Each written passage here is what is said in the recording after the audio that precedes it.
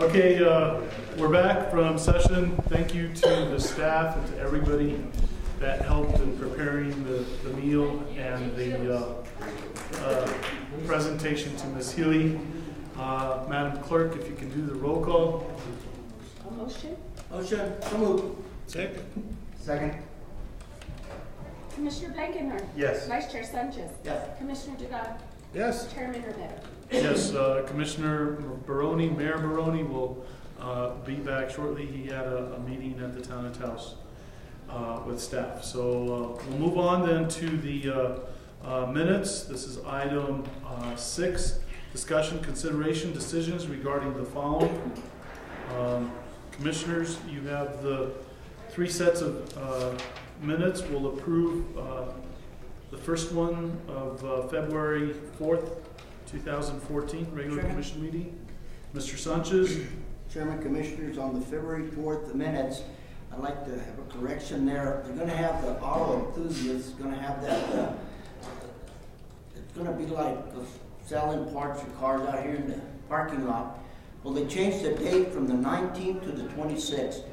I thought I'd let people know that way. They got Okay. April 26th. April 26th. Yes. Very good. Okay. Thank you, sir. Any other changes to the minutes? If not, do I hear a motion for approval? Is there a second? I'll second. Just as on a discussion, I don't have any problems with the content, but we probably should make a few more sentences out of it. There's periods and capitalizations. This is the first time I've noticed that's a little bit off, so thank you. Okay, thank you, Commissioner Baroni. Blankenhorn. That's mayor to you. Go ahead, Anna. Commissioner Madam Clerk? Blankenhorn? Yes. Vice Chair Sanchez? Yes. Commissioner Dugan? Yes. Chairman Romero? Yes, next set, February 18th. Commissioners, any changes? If not, do I hear a motion? So move. Second. Madam Clerk? Commissioner Blankenhorn? Yes. Vice Chair Sanchez? Yes. Commissioner Dugan? Yes. Chairman Romero? Yes. March 4th, 2014, regular meeting. Motion to approve. Second. Okay, Madam Clerk? Commissioner Blankenhorn? Yes. Vice Chair Sanchez? Yes. Commissioner Dugan? Yes. Chairman Romero? Yes. Okay, we'll move on to item 7. 7D, a presentation of Employee of the Month certificates for the month of March to Mr. Nathan Sanchez from the Planning Department and Mr. Agustin Mondragon from the Treasurer's Department. Yeah, please. Commissioners, if I could ask you to come down Yeah, again. very good.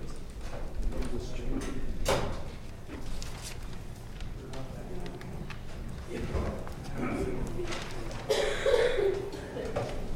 can do first meeting.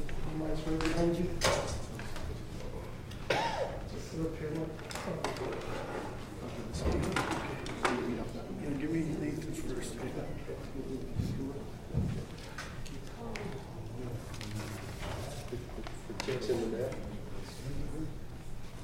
Good afternoon, Mr. Chairman, members of the commission. Today we have Nathan Sanchez, who's been elected Employee of the Month by his peers, and Taos County congratulates Nathan on his achievement of winning the Employee of the Month award for March 2014. Nathan is being recognized for his outstanding efforts and dedication to his position as Chief Planner for the Planning Department. He began working for Taos County 8 years ago on March 6, 2006. Nathan is always willing to help everyone. He assists with customers in the Planning Department and employees who have questions. He works on very large projects that require countless meetings all over the county. For example, like the county's land use code. And you will always find Nathan at the Taos County Planning Commission meetings as well. He is an asset to the county with a great deal of knowledge and experience. Taos County is grateful for Nathan for his hard work and assistance to the public. Thank you, Nathan. You are greatly appreciated. Thank you.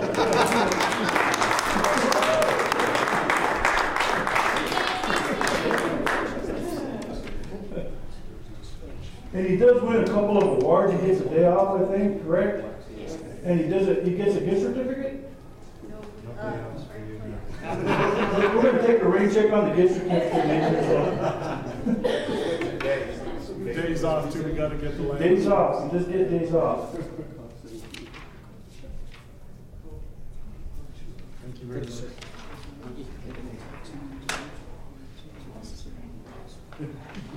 Next, Thank you.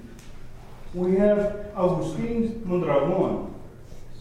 Taos County congratulates Augie on his achievement of winning the Employee of the Month award for 2014. Agustin is being recognized for his outstanding efforts and dedication to his position as Deputy Treasurer 1 for the Treasurer's Office. Augie began working for Taos County 3 years ago on June 28, 2010. He is gracious and a caring individual that represents his department well. He is the first point of contact, and he goes above and beyond to make sure that customers are taken care of. He enjoys working with the public and staff as well. Thank you for all your hard work. You are greatly appreciated, Agustin. Thank you.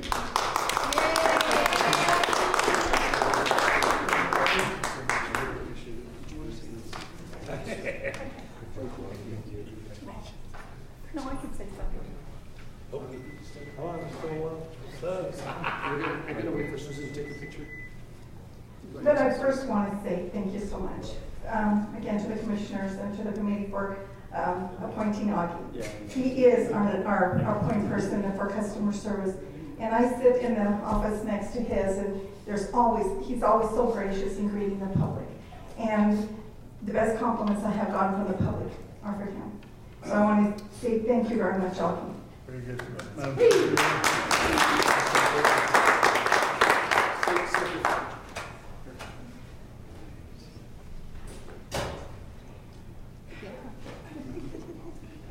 Good job, Commissioner Bleckner, you found a way to get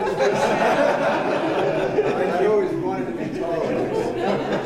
Good school. Good job, Augie. Right on. Good job, Nathan. I'll get back to work.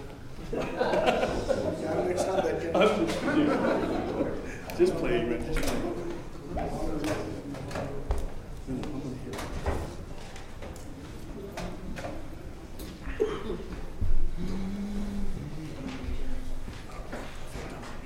Again, thank you to the staff for all the work that they do. We will move on to item 7E. Mr. Archuleta. Mr. Chairman, Commissioners, I think we might have to table this. I'm not sure that the individual showed up, or do we do? Oh, Judge Shannon? Shannon. Does it matter? Yes, this is Jay Cortez. I'm going to give a quick explanation and then you can. Okay. And I'll figure out what's going on. Magistrate Judge Jeff Shannon. Mr. Cortez was in my court and had to do community service. No job and health problems, so he was unable to work. But he said he carved Santos and was a carver. I said, well, if you make a carving for the county, you can claim that as community service. He was to be here today to present it. I've seen the Santo is completed. He's not here. I tried calling him and I left a message. My understanding is Mr. Whaley is on the ARC committee. I can make arrangements for Mr. Cortez to get that to Mr. Whaley directly, and then Mr. Whaley can make a presentation to the commission at when it's more convenient. Okay, thank you so much. Thank you. Thank you, Judge. Okay, we'll move on to item 7G. This is a presentation, an update from the Four Corners Animal League. Ms. Penny Wardlow, welcome. I'll move this presentation.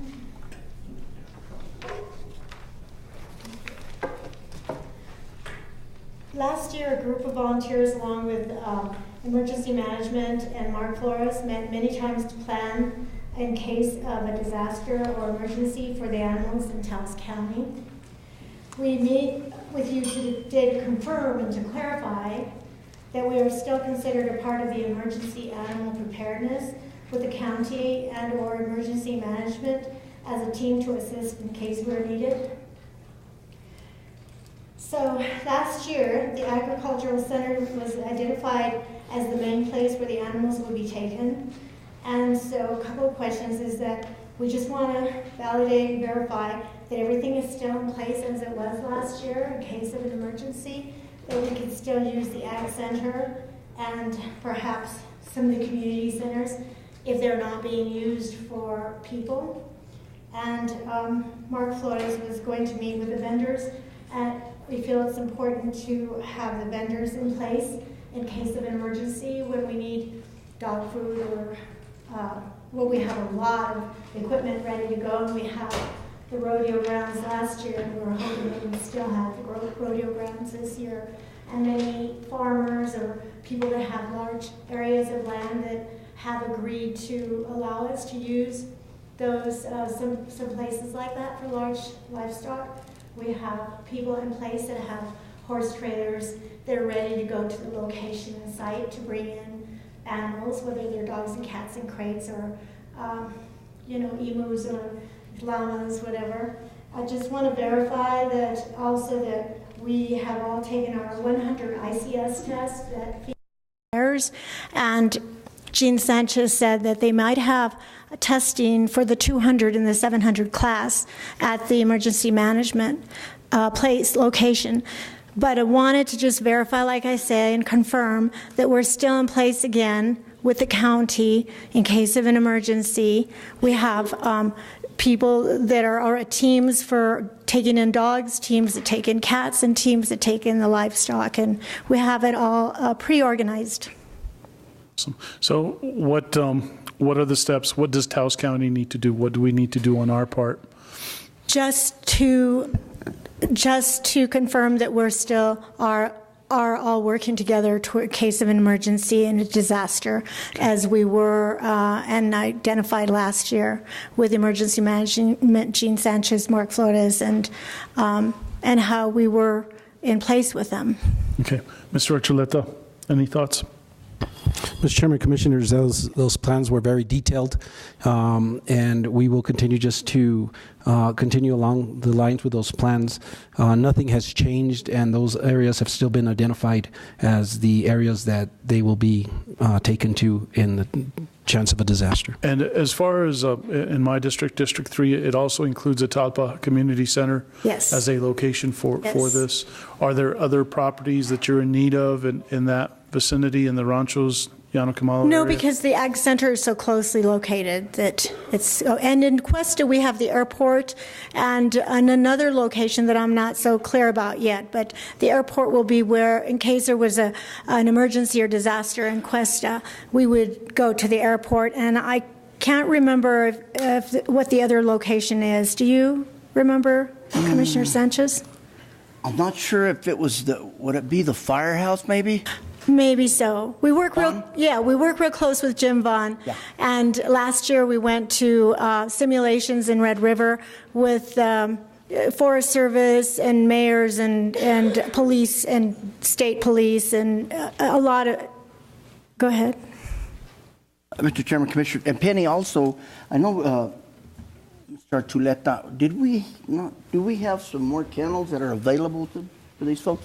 Actually, we're meeting over lunch on that, so Penny, you want to go ahead and address that? Yes, we were speaking about that a while ago at lunch. Some of the kennels are in Cuesta, so in case there's a disaster, and Jim Vaughn, they have it there, I think, at the police station, and some of the kennels are still here.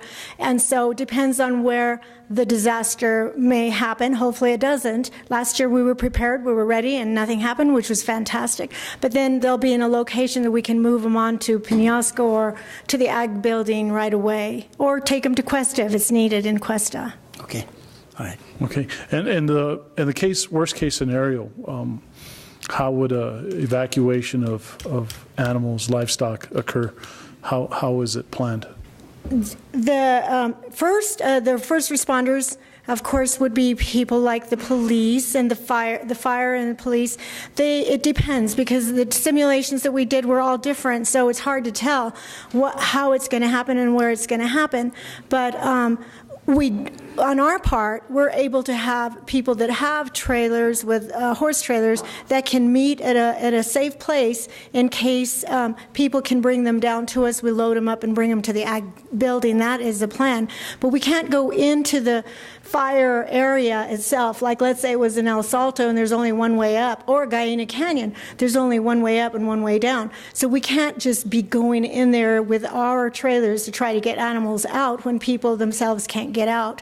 So we have to wait and see what the fire marshal or the police department, whoever's the first responders and the people that are in charge were there first, will let us know what to do or where we can go. We might have to go to the other end where the Forest Service meets Guyana Road. Okay, very good. Okay. So I just wanted to clarify, it was all we wanted to do. And so this is any type of livestock? Right. Anything is... Yes. What we would also want to know, and I don't know when the county might want to do this, but we would like to go to some of the neighborhood association meetings and let them know that this may be in place, at least the Ag Center. If something just started, a fire just started, it's not at its greatest yet, they might be able to at least know that they can come to the Ag building, and right away, if there's any fire that is starting, that's where everyone can bring their animals, and then they can go to a hotel or whatever they need to do.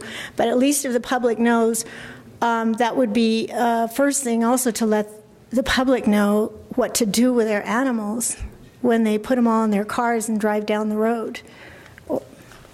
Very good. Thank you so much, Penny. Really appreciate all of the work that you and the group does. Trish and Ann Weaver and Jan Gordon and also Katie Gillis, they're all on my team.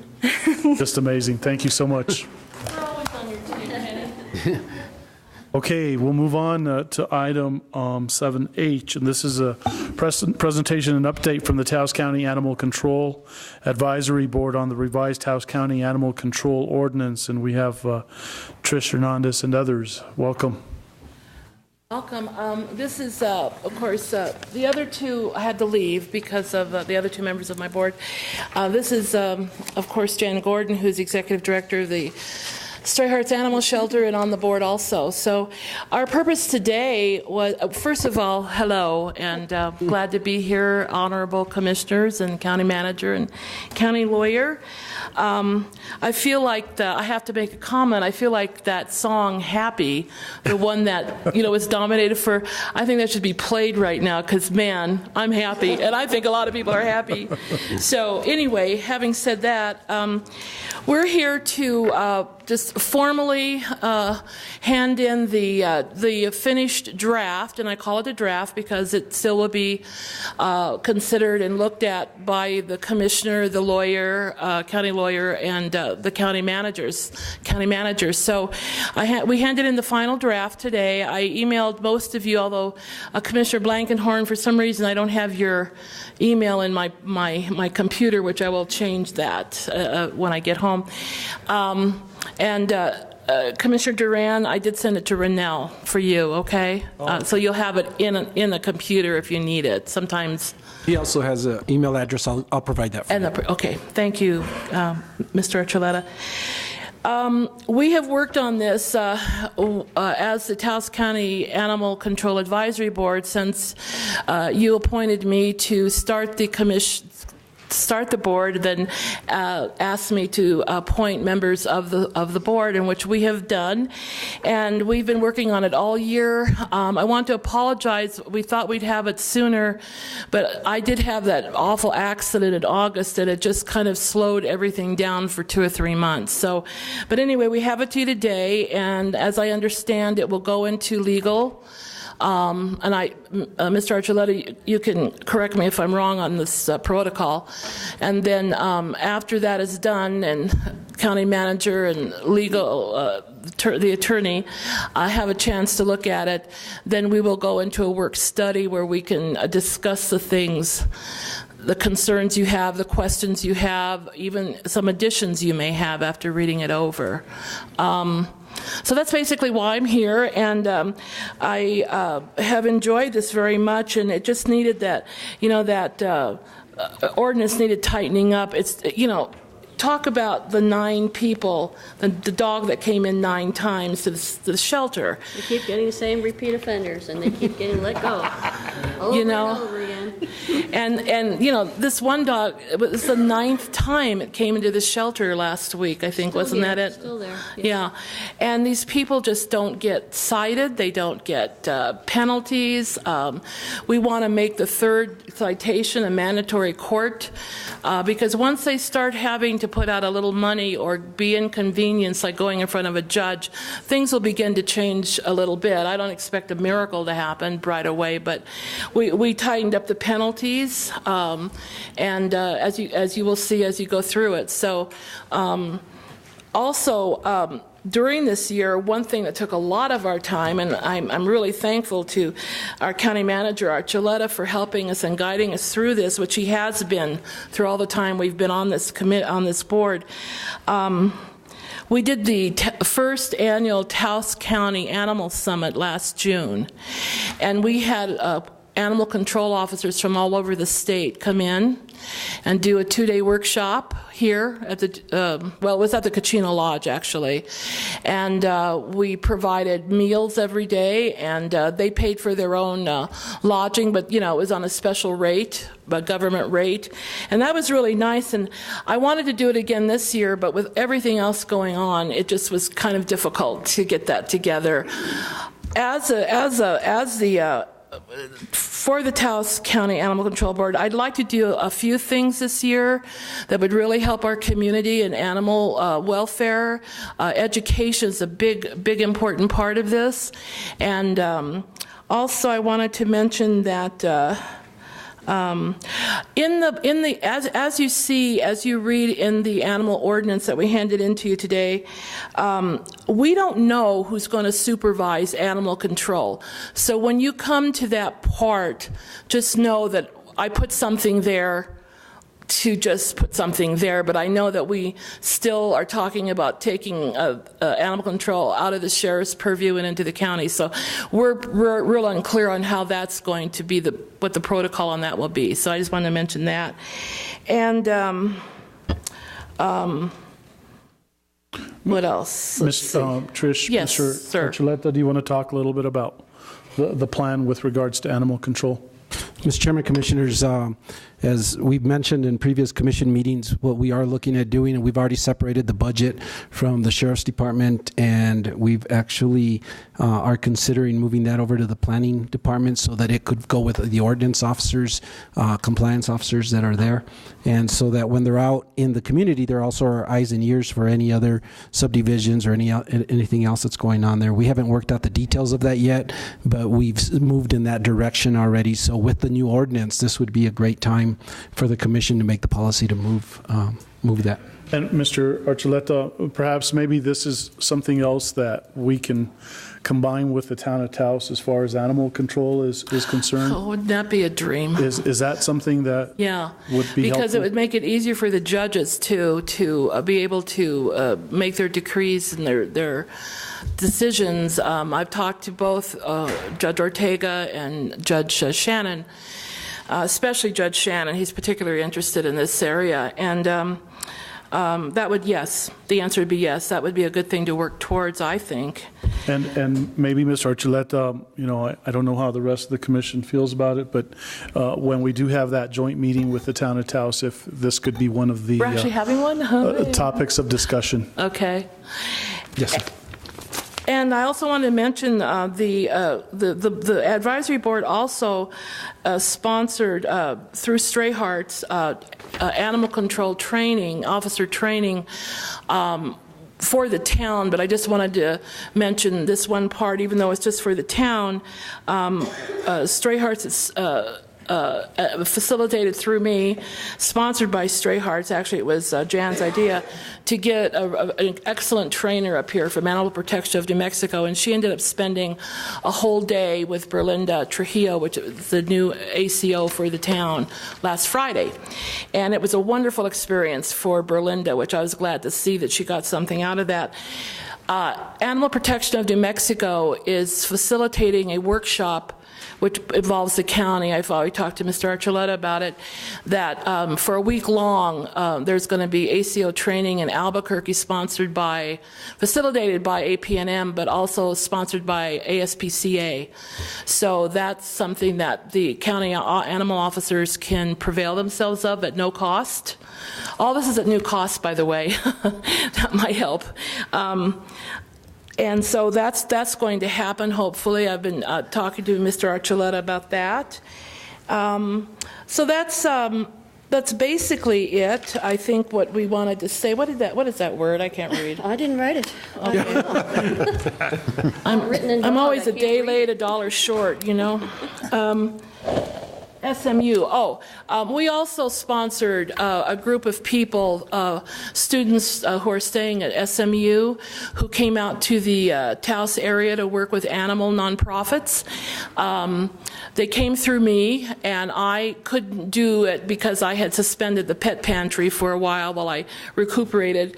So I gave them Taos Feral Feline Friends, Four Corners Animal League, Stray Hearts. I think those are the 3 that I connected them to, gave them all their information. And it sounds like they actually came out and were here doing work. Oh. Yeah, so with those groups. So we're doing good things. And now that this ordinance, once it's done, we'll be free up to really be creative and really help this community. And can I say one thing? Oh. Sorry. Yes. No. I just wanted to say one thing that as the director of the shelter that I'm really involved in is education. So the animal control officers, we would like to see them in the school systems and change that whole their whole perception of they're an officer, they're whatever, even once a week, twice a month, whatever.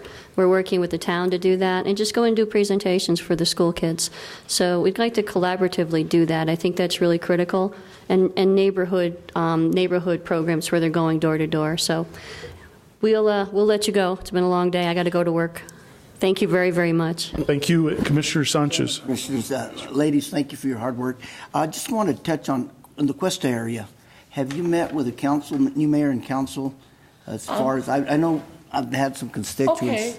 Okay. Do you want to go? If you need to go, I can do this. I have a meeting. Thank you so much. Thank you very much. John, before you leave, just something that I wanted to say that would make you really happy is that I've also put on the list that we talked with the town about the fireworks on the 4th of July and possibly trying to move that for the purpose of the animals. And so I know Mr. Gary Storch was at the last meeting, brought that up, and it will be something that we'll add to our list of meetings with the town.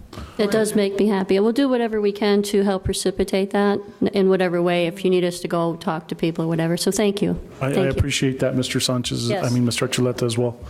And from a legal perspective, Mr. Malone, what are the necessary steps in order to get the revision and get it approved by the commission? Assuming that we do have the work study that Tricia mentioned, after that, once we've agreed on the wording of the ordinance, then we need to have a resolution for publication, and it has to be published one time more than 10 days before the hearing at which we consider it. Okay. And then it would go into effect, any idea how long after that? The standard is 30 days unless there's some emergency basis for it taking effect immediately. Okay, very good. Well, then, from what I'm understanding is once it's through legal, do we have the work study before the publication? Because you had talked to me, Mr. Archuleta and Commissioner Romero, about working on this all together. Because one thing I want to introduce is very challenging, but I didn't put it into the actual ordinance because I was expecting a work study with the commissioners and the county manager, the lawyer, is talk about spay-neuter for one thing, and another thing is hoarding. We have a huge problem here in our Taos area on hoarding, and I mean the kind of nasty hoarding. I'm not talking about people owning 30 cats and dogs and taking care of them and feeding them and that would have to have special permits anyway, but I'm talking about the kind of hoarding that I have seen where they're actually eating each other because they have been left abandoned, and this one woman had like 80 cats, a few dogs, and took off, locked the trailer, and went off. But I had 50 dogs taken out of the canyon about 5 years ago, and nobody knew in Taos County what to do. So I had to call Animal Protection of New Mexico. At the time, Santa Fe Shelter was the hoarding unit for the state. I think Dona Ona is now. And came up with their vans with a civil standby by the deputy sheriffs and the ACO. So it's a real very heavy concern, and we need to talk about it anyway and get some kind of focus on it and something in the ordinance that would address that directly. Trish, I appreciate that you've brought that particular subject over, and I know that county manager and I have spoken with regards to some of the individuals that I remain concerned about, and you and I have talked about a few of them, and so there's got to be a way to address both the issues that the individual is having and, trying to get them the proper help as well. The proper help. The help for the animals as well. The proper help. And I was really focused on, and I really tried to make this clear to especially one of the members of my board, because she is a lawyer, so she thinks in legalese. And I said, remember now, you've got to make this so that the public can understand it. We went for that. The public can understand it, and the animal control officer can understand it when they're trying to work from this paper. So hopefully, we reach that a challenge, but I don't know. So it's just so they say in the literary world that you write towards a 12-year-old's reading capabilities, understanding, comprehension, word call.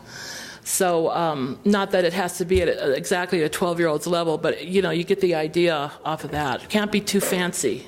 Yeah. So anyway, that is my report, and I'm very happy that this is almost done. And I'm sure, I guess the next step now is to be hearing from you, Mr. Archuleta, regarding Mr. Malone's report or Mr. Lopez's review. That's correct, Trish. And again, thank you and the board for all your hours of work. I've seen you guys upstairs and in that boardroom, and they just continue to hash it out for hours at a time. So I appreciate it. Thank you very much. You're welcome. And Commissioner Sanchez, you started to ask me something about the Cuesta area. I don't want to leave you hanging there.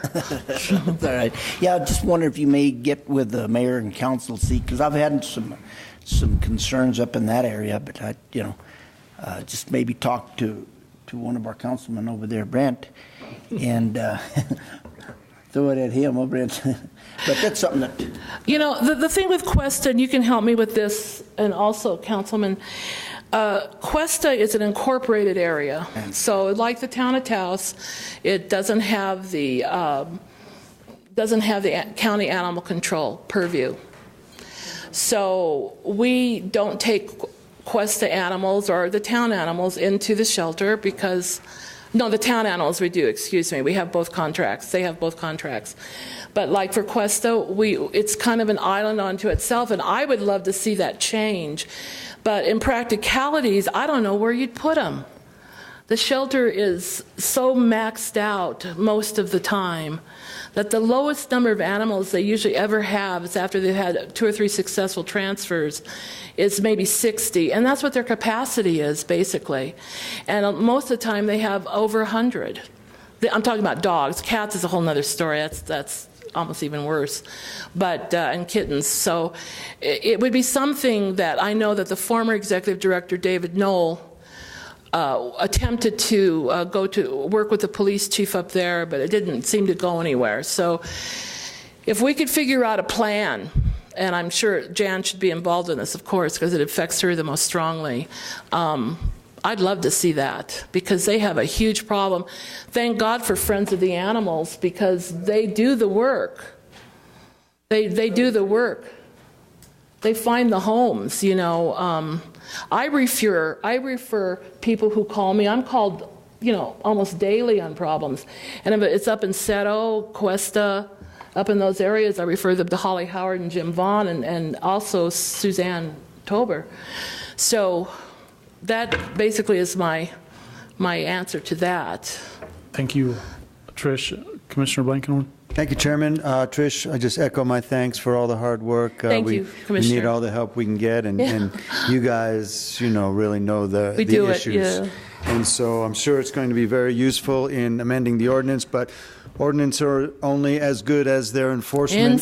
And so it's always been an ongoing problem. Absolutely, sir. Actually citing people, Absolutely, which is really sir. what makes a difference here in to the tell long you. run. I wonder, does the town do any better job on citing? Yes. They do. So that's a good thing. Maybe when we get together with the town and work with them, we'll develop. They're not perfect. No, well, none of us are. But we can get maybe a coordinated effort that will actually put some teeth in the ordinance that we finally pass. You know, Commissioner Blankenhorn, it's all about training and motivation. You get people in, especially in the county, I'm going to be really honest, especially in the county, you get the guys come in there and they're bright-eyed and bushy-tailed. They're sparkling. Their eyes are sparkling. They're ready to get to work. Within 3 months, you start to see the dullness come over. And I feel a lot of it has to do with direct supervision. It'd be very, very helpful if the direct supervisor knew what the ordinance said and what the law was. So that would be very helpful. Anyway, Thank you. That's very important. And of course enforcement's the big deal. That's the biggest thing. And of course, all of this, Trish, and I've said it to Penny as well. It's, that we've got a new sheriff coming in 2015, and it's there's I don't know how many candidates, Snow White and the Seven Dwarfs, as referred to by Mr. Whaley. Yeah.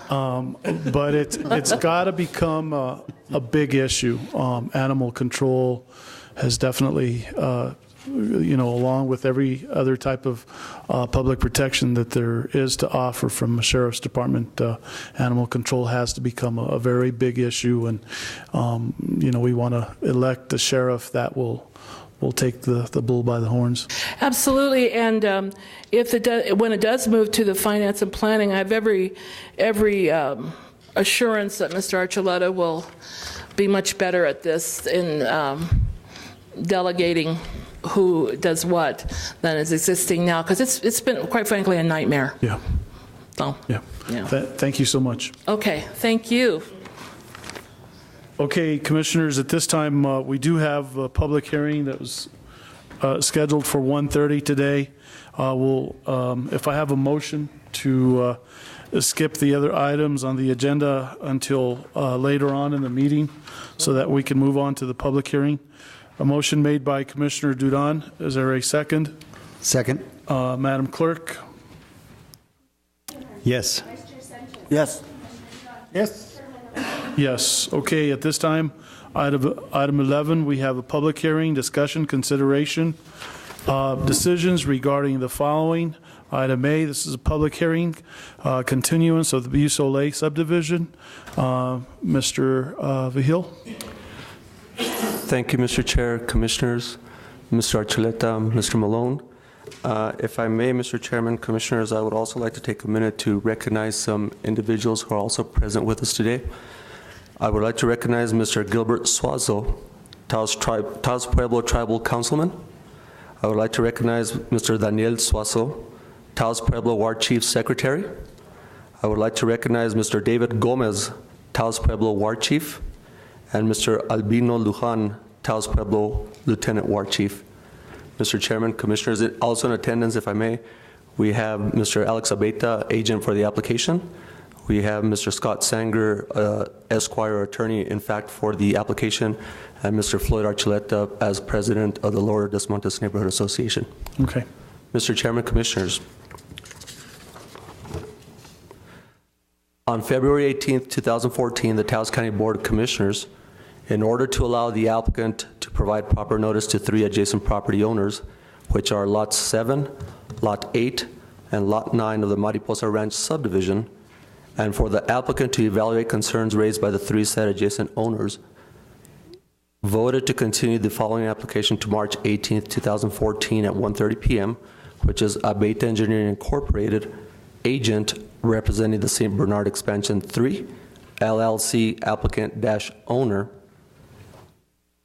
who is requesting approval of the preliminary plat application for the proposed Beau Soleil subdivision being 002-2013, a type 4 subdivision consisting of a 36-lot subdivision on 400 acres more or less, with the lots ranging in size from 10.002 acres to 15 acres in size.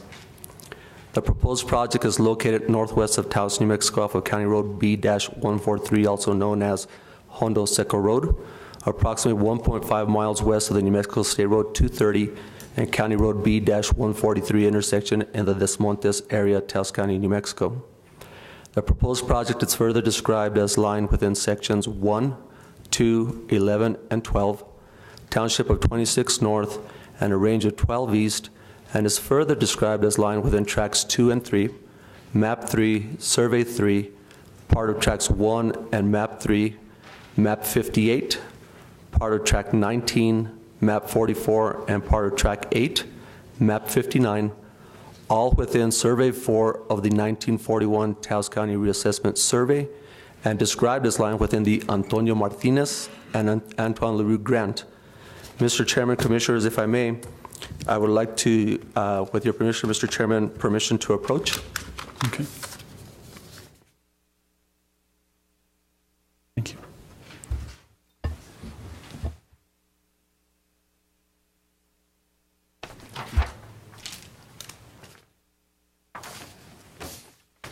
Mr. Chairman, Commissioners, before I read this letter into the record, I am pleased to state to you that the applicant, Mr. Abeta as the agent, and Mr. Scott Sanger, again as the attorney of record, have met with members of the Taos Pueblo governing body.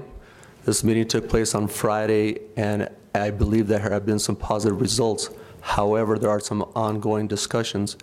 As a result of the ongoing discussions, in a letter dated March 17th of 2014, the agent, being Alex R. Abeta, professional engineer, writes, per the request of Taos Pueblo last Friday, this letter is to formally request a continuance of the Beau Soleil Subdivision Board of County Commissioners public hearing scheduled for March 18th, 2014, which is scheduled for 1:30 p.m. to April 15th, 2014 at 1:30 p.m. We also hereby waive the hearing date requirements of section 4.8.8 of the subdivision regulations, which is ordinance number 2005-8. Mr. Chairman, Commissioners, to establish the record, let me just state that section 4.8.8 of ordinance 2005-8, the Taos County subdivision regulation states, hearing before the Board of County Commissioners, within 30 days after the filing of the recommendations of the Planning Commission on a preliminary plat, the Board of County Commissioners shall approve with conditions, or disapprove the preliminary plat at a public hearing of the Board of County Commissioners. The Board of County Commissioners shall file its written decision in the County Clerk's office within 30 days of the hearing, and a copy of the decision shall be mailed to the subdivider upon its filing. Appeal from a decision of the Board of County Commissioners shall be made pursuant to Article 11. In waiving the requirement to section 4.8.8, they are basically saying, Taos County, we are waiving the right that you have to act on our application within 30 days of the decision being filed by the Planning Commission. So therefore, that requirement is now relaxed. Mr. Chairman, Commissioners, you have a letter before you that's been submitted by the applicant's agent requesting a continuation. I would strongly like to recommend to Mr. Chairman, Commissioners, that we exercise the same procedure that we did at the meeting or the hearing on February the 18th, and that we allow anyone who is wishing to speak for today's public hearing to allow to do so, with the understanding that the application or a request has been made to continue to April 15th. Secondly, I would like to make a recommendation. You could take this with a grain of salt.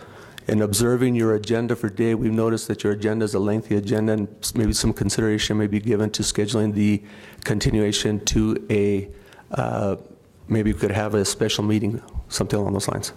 Mr. Chairman, Commissioners. Okay. Commissioners? So, Mr. Chairman. Thank you, Edward, for that clear explanation. I agree. I think that this subdivision is going to require enough time to where it's going to be really difficult to fit it into a regular meeting. And I also wanted to thank the representatives from the Pueblo and the applicants for taking the time and making that effort to work together to try and cover some of your differences and potential differences. This really is what makes the community work well, and it certainly makes our job up here a lot easier. So thank you very much for your efforts. You have suggested the 15th of April, Mr. Vigil? Mr. Chairman, Commissioners, Mr. Archuleta, and Mr. Malone, we presume that the second meeting of April would fall on April the 15th of 2014, and that's why we chose that respective date. Okay, very good. Thank you, Mr. Vigil. Is there anyone that wishes to speak for or against this Bucele subdivision? Ma'am, come forward. Right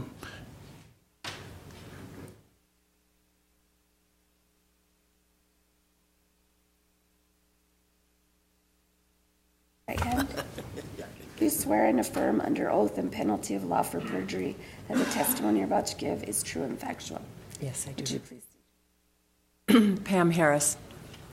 I just want to take a minute. We have members of our community here too from Arroyo Hondo, because one of the big concerns happens to be the aquifer itself and making sure that the aquifer doesn't go down. And it was mentioned that they're saying that the aquifer was good for 50 years. You know, when you look at the Ogallala aquifer, which is the Great Plains aquifer, in the 1930s, we had the Dust Bowl. And that aquifer was the biggest aquifer that ever existed in the United States. Okay, it's half down now, approximately half down. And that's because of all the wells that were drilled. So over-allocation is a big issue. And I did want to say that Arroyo Hondo is meeting also with, we've talked to Floyd Archuleta, and we're also meeting with Alex Abeda, because it shouldn't be just the commissioners. Things should be worked out, you know, as much as possible as a community. And I'm glad that the Pueblo is doing that, because it was a shock to see in the paper 36 places with swimming pools. I mean, at a time when we are in drought and we have no idea how long this drought is going to last. And so I appreciate you being patient with everybody, and there are people working on it. Thank you. Thank you. Okay, anyone else? Sir, will come forward.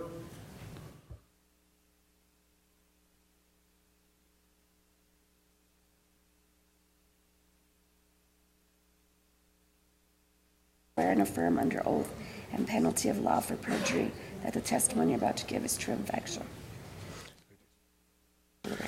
Daniel Swazo.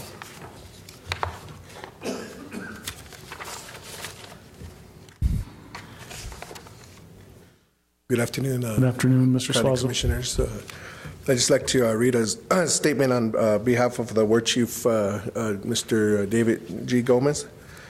This is a statement of Taos Pueblo to the Taos County Commission about the Bucele subdivision. The Pueblo had a very productive meeting on March 14th, 2014 with the Bucele subdivision representatives Alex Abeda and Scott Singer, and they agreed to seek a 30-day continuance at the Pueblo's request. A number of issues and concerns were discussed, and they agreed to provide us additional information for our evaluation of the project. The Pueblo strongly supports the continuance requested by the Bucele representatives, because that will allow us to review the information that is to be provided and meet with them again as needed to try and resolve issues of concern. So we thank you very much for your allowing this continuance. Thank you, Mr. Swazo. Okay, anyone else? Sir, go ahead and come forward.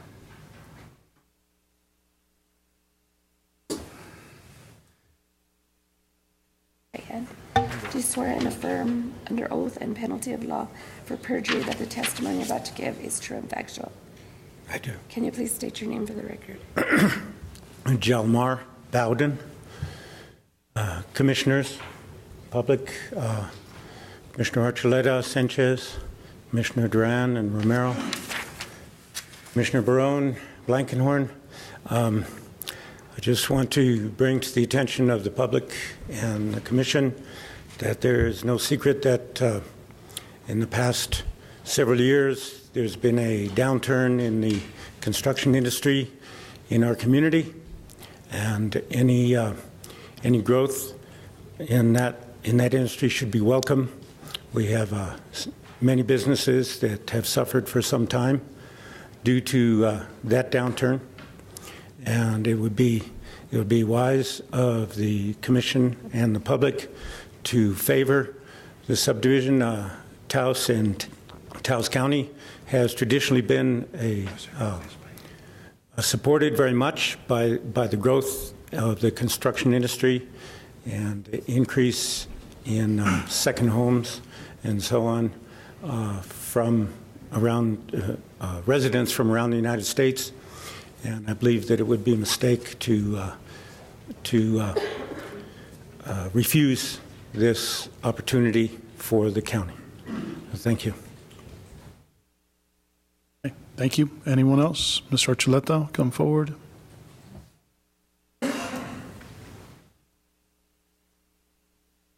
You swear and affirm under oath and penalty of law for perjury that the testimony you're about to give is true and factual. I do. Please state your name for the record. Floyd Archuleta. Good afternoon, Mr. Chair, Commissioners, Mr. Archuleta, Attorney. I have to say this again. I say it over and over just because in 2002, during our last drought that hit Taos in our community, we felt the impact because 16 of our wells did go dry, and that's the reason that we're so concerned about it, and they're just below Lower Des Montes. And I don't know how else to put it other than you know, it's going to affect us somehow. I know it is, because our wells are 250 to 350 feet deep, and they're going to go 500 feet. That's a lot of wells, and I don't know what that's going to do to us. You know, and it's not that so many wells at that time that they did go dry. There wasn't a whole lot of wells back then. I can imagine now. And then not to mention the property taxes, I don't know what that's going to do to us either, but that's a very big concern to us too. But I appreciate your consideration to make the right decisions, and let's move it one step at a time and not jump into the whole thing at one time. And then no sooner are we trying to resolve this issue, and then we get another letter saying there's going to be another subdivision of 21 lots within the same area. And so we just better be careful. That's all I can say. Thank you. Thank you, Mr. Archuleta. Excuse me, Mr. Chairman. Floyd, have you had a chance to meet with Mr. Abeta and the applicants? Yes, and they did drop all the pools. And they've been very willing to meet with us, and you know, they've done the right thing so far. One of the other requests that we asked was some matching funds for a grant if we do the intersection, and that's going to happen too, I hope. But I wondered if you had a chance to discuss with the applicants the potential effects on adjacent wells. You know, under the subdivision regulations, they're required to do a hydrological study, and there may be some information that you could get from the applicants between now and the next hearing date that would answer some of your concerns. Yeah, you know, Mr. Blackenhorn, they can do as, and the hard part is if you have rules and regulations and they've followed every step that they need to follow in order to do this development, we have nothing in place to not allow them to do that. But as we can see, we can all see the climate change. We see what's happening. Scientists or studies really don't say a whole lot. We're not getting as much water as we used to irrigate. So we know that we're not replenishing that water in the aquifers already. So that's another issue. But yeah, they've done all the studies they need to, and so, but there's nothing in the laws and the rules that say that they can't do it. We just have to make sure that we do the right thing. I don't know if I answered your question or not, but thank you. Thank you, Mr. Archuleta. Anyone else? Mr. Silva?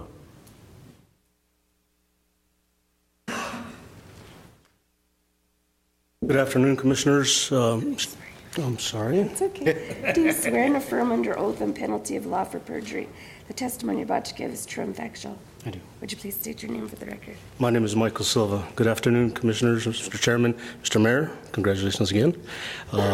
Commissioners and members of the audience, my name is Michael Silva. I've been a lifelong member of this community, and a good part of that time is, in my adult life, a contractor working in the construction industry.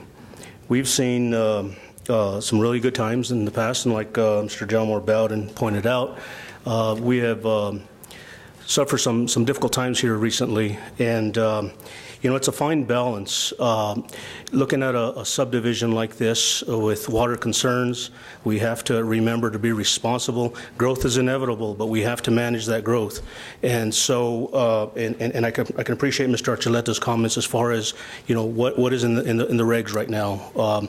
Are they complying with those regs? And I have reviewed this application and reviewed the plans, and I do feel, from my perspective, from my experience, dealing with subdivisions and water issues in the past, that this subdivision has been developed or designed in a responsible manner to least impact that aquifer. No doubt that we have some limited resources, God only knows, and hopefully, He will bless upon our valley here in our part of the state some more rain so we can replenish those aquifers. But at the same time, again, there's a balance, and keeping in mind the regs with the design, I just have to think that managing that growth and it's being done responsibly by this developer right now is a good thing for this community. It's going to help our economic downfall. I know that their intent is to have the work done by locals, buying local products, and I just urge you to consider this moving forward. And that's all I have for now. Thank you very much. Thank you, Mr. Silva. Ma'am?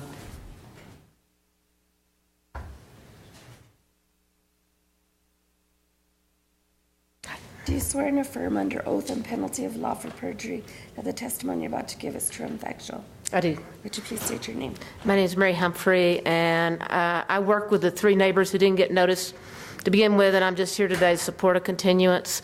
Mr. Abate has been very forthcoming and helpful in working with my clients. They've all spoken with him, but we still have a few T's to cross and I's to dot, so we support a continuance. Thank you very much. Okay. Go ahead.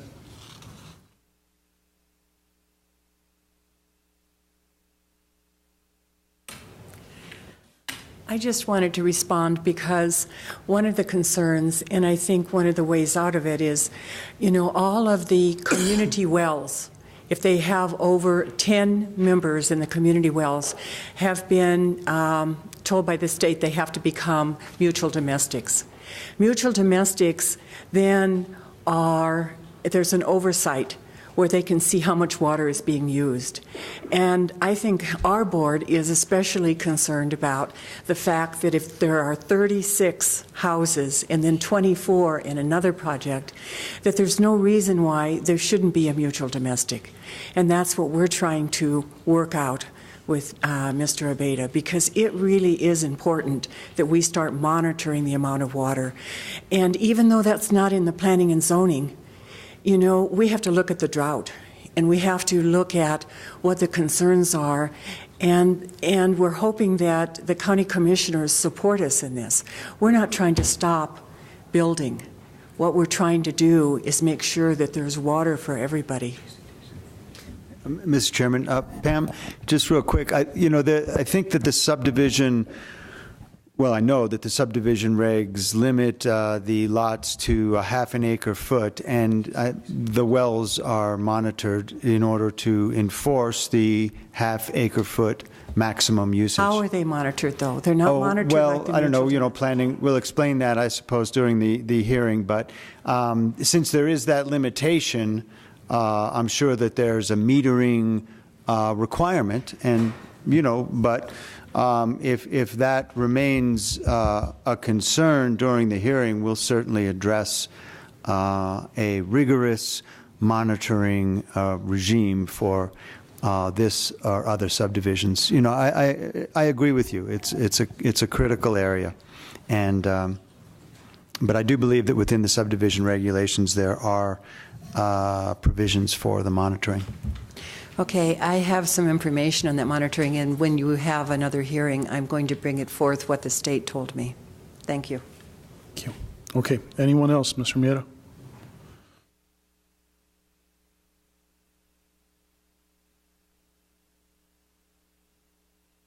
And affirm under oath and penalty of law for perjury that the testimony you're about to give is true and factual.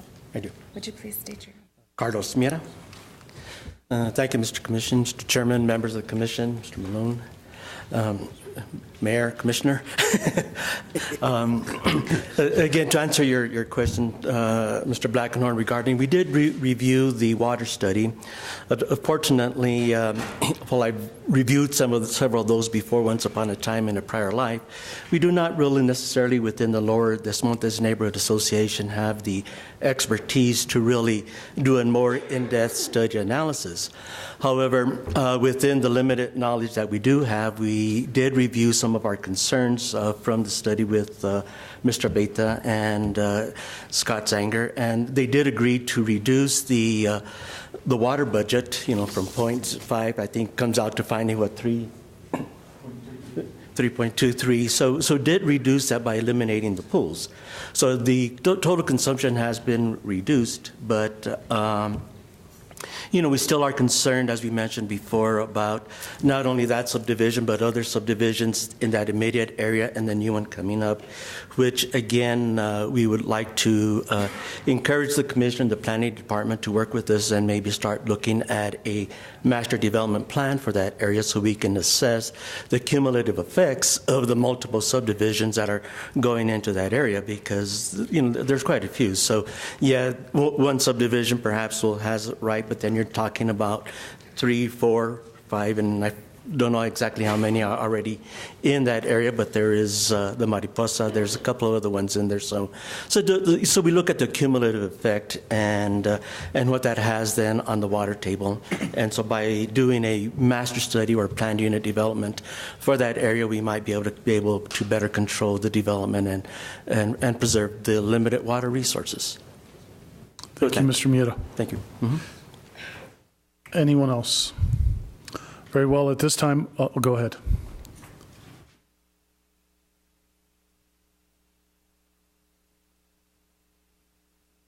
And affirm under oath and penalty of law for perjury that the testimony you're about to give is true and factual. Absolutely. Would you please state your name for the record? My name is Annette Norval.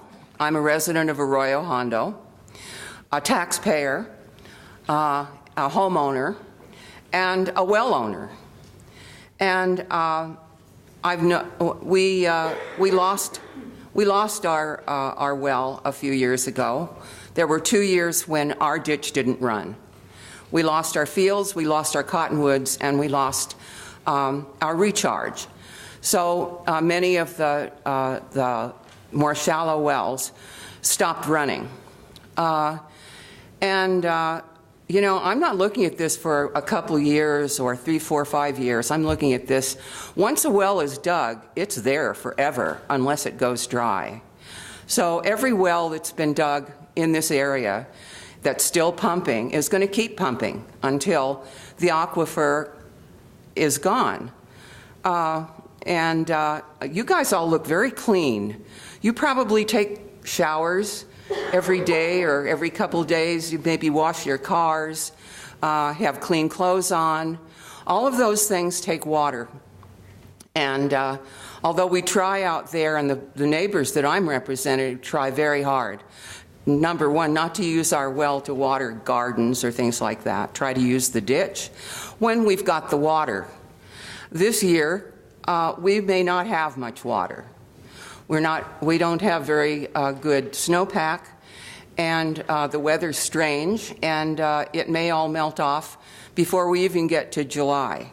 Well, that water that runs through our ditches is the recharge for many of our wells.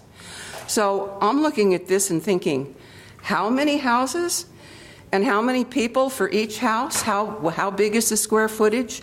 How many people are going to be taking a shower, washing clothes, bathing babies, going out and watering yards and trees that they'll probably plant? And what's going to happen to this area? With the aquifer that we have now, as Pam said, it's about half gone. You know, the people in Nebraska are up in arms because they want to have that pipeline over their land. They want to protect the Ogallala Aquifer, another great big bunch of water that's been there for millions of years. We have a lot of questions about this. And they talk about, oh, there are only going to be 36 houses and a well for each one. And then, what was this? Swimming pools? I don't know. We just looked at each other in amazement. So I think it's a good idea for the members of this community, I hope more people get involved, and the members of this council to look long and hard at what that does to our aquifer, to our groundwater, and the pollution that comes with a whole lot of other people living here. That's what, 36 houses? Is that 36 cars, or is that a car and a truck and then something else for just diddling around? So we're not just looking at a house and some water. And of course, the water, as far as I know, there's nothing that tells anybody how much water they're using. Some people are very frugal, but some aren't. And some people think that if your car looks dirty, you should clean it right up. So my friends and I are very, very concerned about this. And we hope that you will think long and hard about what this means to our community. Yeah, I know, there are people that need work. And that's not just here, that's everywhere. But we also need to keep this area as clean as it is now. It would be nice if we could keep it from getting any dirtier. Thank you. Thank you very much. Okay, anyone else? If not, at this time I'll go ahead and close the public hearing, and I will entertain a motion from the commission with regards to the request from staff. I'll second. April 15th. Okay, so the meeting will be rescheduled for April 15th. Motion made. Need a time. Mr. Chairman, Commissioners, that's the same day as the regular meeting. Did we want to schedule it for the Tuesday before, the Tuesday after, so that we could hit a special meeting for that to spend more time on it, or do you want to go ahead and just move forward with the regular meeting time frame? Regular meeting is fine, Commissioner Barone, you say? Any other thoughts? So we'll schedule it for 1:30. Is that a good time? Well, if the regular meeting is made small, I know staff has got issues that we have to address on a regular basis and always defer to them, but the subdivision hearing, I don't know, planning, what do you think? How many hours would it be for the hearing? It's hard. Mr. Chairman, Commissioners, based on some of the comments that have been made by members of the public today, I would suspect that you're probably looking at a minimum of about 2 to 3 hours for a public hearing. Okay, I'm hearing a special meeting now. Any other days that are being recommended from staff? Be off Tuesday. Off Tuesday, which would be before or after the 15th? After. The 22nd of April, or Bob, are we still under a 30-day limit with the continuation? Do we have to hear it no later than 30? No, the developer has, by his letter seeking the continuance, waived any requirement that it be decided in a particular period of time, and there's no limit on how long we can continue things for. Okay, thank you. But Commissioners. Mr. Chairman, I'm going to be out of town on the 22nd. Okay, what about the 8th of April? Is that too early, staff? Mr. Abeyta, I'm sorry, Chairman, would that give you enough time if it was on the 8th? No? No. So let's go then, Okay. push it back one more. That's the 15th of April? That's the day we're... April, but we talked about the 22nd. How about the 1st of May? The 1st of May? First Is that Tuesday in May? good for staff? And that would be our... That's on a Thursday. Mr. Chairman, Commissioners, staff is comfortable with any recommendation or date that you want to schedule. Before you put that in the form of a motion, I guess I would yield to the applicant and see if that's accommodating to the applicant. Okay. Chairman, Commission members, in consulting with Scott Sanger and Taos Pueblo staff, we're okay with May 1st. Okay. It's a regular meeting day, though, isn't it? Or it's a No, Thursday? that's a Thursday. Okay. May 1st is a Thursday. Correct, Commissioner, Chairman? It's a Thursday. Yeah. I will just ask if we could do it in the morning, In the not morning. in the afternoon. It'll be a special meeting, so they're usually scheduled for 9 a.m. in the morning. Okay. So I know that there was a motion made by Commissioner Dudon, who's out of the boardroom now. Mr. Malone, do we need to wait for him to amend that motion? If it just dies for lack of a second, you can start with a new motion. Okay, so, I'll withdraw my second because I had second. okay, very good. Hearing a new motion at this point then, to meet on May 1st. At 9:30? I mean, 9 o'clock? 9 a.m. So moved, Chairman. I will go ahead and second. Mr. Chairman, please include in the commission chambers. In the commission chambers. I'll include that in the motion. Okay, Madam Clerk? Yes. Yes. Yes. Yes, okay, thank you very much.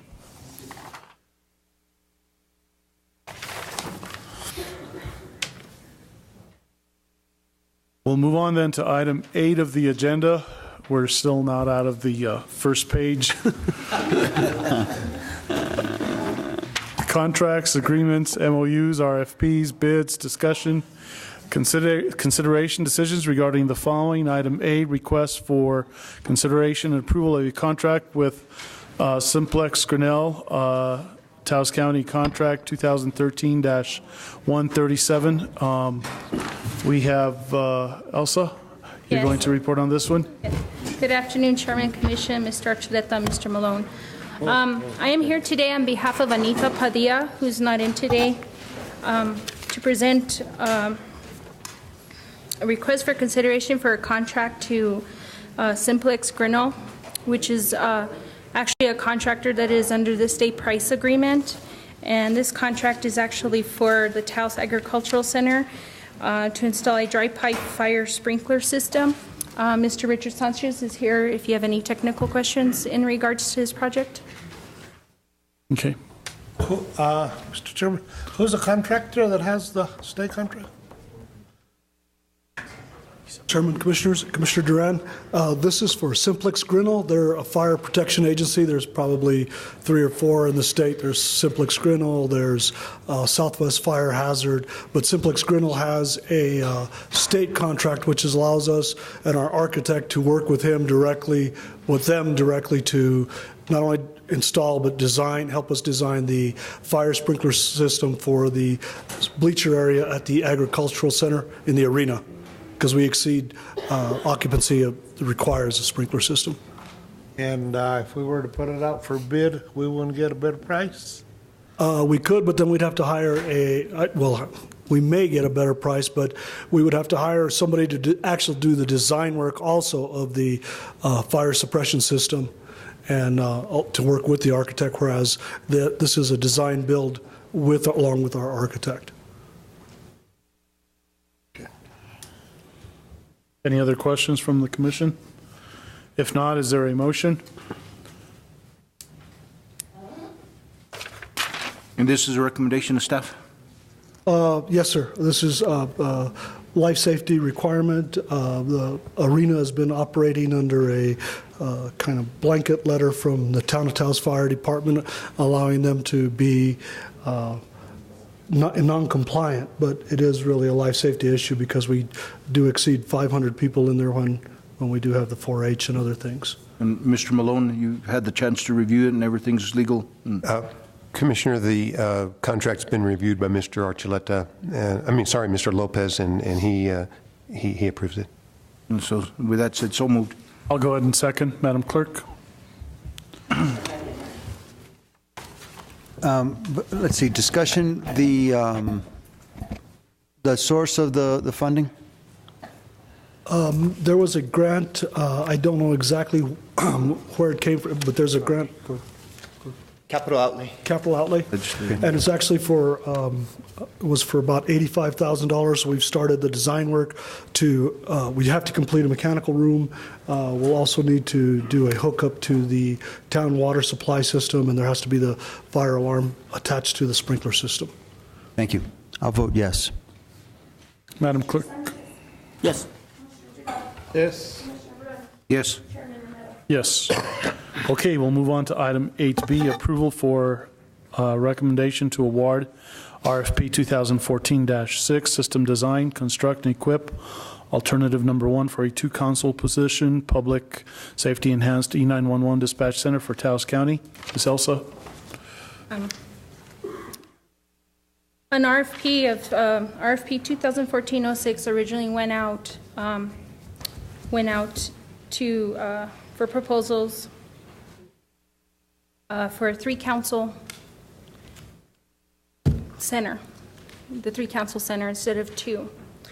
And 2 proposals were received. One was received by Motorola Solutions, and another proposal was received from Advanced Communications and Electronics. Motorola's proposal was based on the equipment in the council itself, and that being built and installed into the future E911 center. And Advanced actually gave a proposal based on the actual software portion of the RFP, which is the CAD system. And based on the one for Motorola right now, after a lengthy review, because it's such a big packet with a lot of technical language in it, with our selection committee after reviewing it, and of course price was reviewed last but least at the end. They recommended that we go with the 2-council position based on an alternative price that was given to us with an additional discount. We are trying to meet our needs within our budget and the budget we were given, and based on that, that's the decision that the selection committee went on with the 2-council instead of the 3. Now, in terms of the packet with the CAD system, that was also reviewed within that same committee on that same day. And also, again, with another, they gave us a little bit more of a better price. They gave us a discount again on the price that they were proposing. And based on our budget, the selection committee felt that with both proposals, we could meet our needs and meet what we need for this RFP if we were able to get the software to go hand in hand with the equipment. They felt that with the 2 councils and with the CAD altogether, it would fall within the budget that we were given. On the one with the 3 council, that actually throws us a little bit close to $100,000 more than what we had. If there's any, in terms of, because I'm not the techie person, if there's technical questions that you need answered, especially in the IT portion of it, Mr. Conrad Cordova is here, or if in the construction site, there's Mr. Richard Sanchez here from the E911 committee. Thank you, Ms. Vihil, and Richard, of course, and Conrad and Mr. Archuleta, if you can elaborate any more on the topic today. Mr. Chairman, Commissioners, I know that there's some questions, and Commissioner Blankenhorn has several questions that he asked me during the lunch hour, but for purposes of clarification, the only thing that was noticed in the actual agenda for today was the Motorola portion. The advanced portion was not noticed in there. And so for that reason, we cannot, or the commission cannot take action on the advanced portion of it. We would have to bring back that to the commission in 2 weeks. But it's not on the agenda. Let me, Commissioner Duran? It's not on the agenda. Why were you guys recommending the 3 and now you go back to the 2 consuls? Mr. Chairman, Commissioners, prior to the town of Taos hiring a new mayor, our hope is that some of the councils that are used at the town of Taos currently can eventually be transitioned over to the communication center here at the county when it will be a combined dispatch. Before that, we were looking at operating 2 councils on a daily basis, using the 3rd council as a backup and also as a training council. But if we have this cooperation and this agreement moving forward, then we would only need to purchase 2 brand new councils now, use some of the, have all the wiring and stuff done properly, and then have the existing councils from the town when they come over to the new dispatch center. Saves us some money and in that aspect. But do we have a handshake from the mayor on that one? and Councilman, sorry, Commissioner. Councilman. Oh, he's starting to replace you already, Commissioner. I just want to let you know that I did meet with the new director that was hired, and she did have a few concerns, but she said she could live with those concerns because when you teach or when you're doing your teaching and you're going to move from 2 different councils now. So you're going to have 2 councils, and then the 3rd council, which is going to be your backup council, will be a little different. But she said it wouldn't be a problem. They could work through that because they can see that down the road, if they need to purchase another one, they can. But for now, they have the 2 councils, plus you'll have 3 backups. So it would work. The staff feels of the same opinion? Mr. Chairman, Commissioners, yes, we do. We actually feel that the 2 councils is all that we need right now. The additional councils that exist over at the town of Taos facility on Gustar will fill that void that we need for training or any other additional councils. Our plan was to actually request approval for both the CAD and the E911 equipment, but because of the way it was written on the agenda, we're only going to request the approval of the E911 equipment. The other thing with this is the bids came in significantly, way significantly lower than what we had anticipated, and the cost of the CAD and the cost of the E911 equipment all fall under budget. We originally budgeted just for the E911 equipment, but now because the bid came in so much lower, we can actually afford to buy both. But we're probably going to come back with another proposal for the approval of the CAD at a later point too. But we need to get some more information also from the town of Taos to understand really what they want to do with the CAD system that they have right now, which is Sleuth. And Chief Weaver there has some concerns about migrating that data over to the existing system. So we have to kind of get that figured out. So this actually works out good for us. Mm-hmm. Very good. Okay. Mr. Chairman, completion date, are we on track? Chairman, Commissioners, currently we're not on track. We have an 80 days schedule for the equipment, which is from Motorola. That's what we had based everything on. If we had had a signed contract by the 2nd meeting this month, we would have hit, we'd be able to meet July 1st. But since we don't have a contract, we're already March 18th. If we have a contract in place by April, then we've moved it 30 days basically.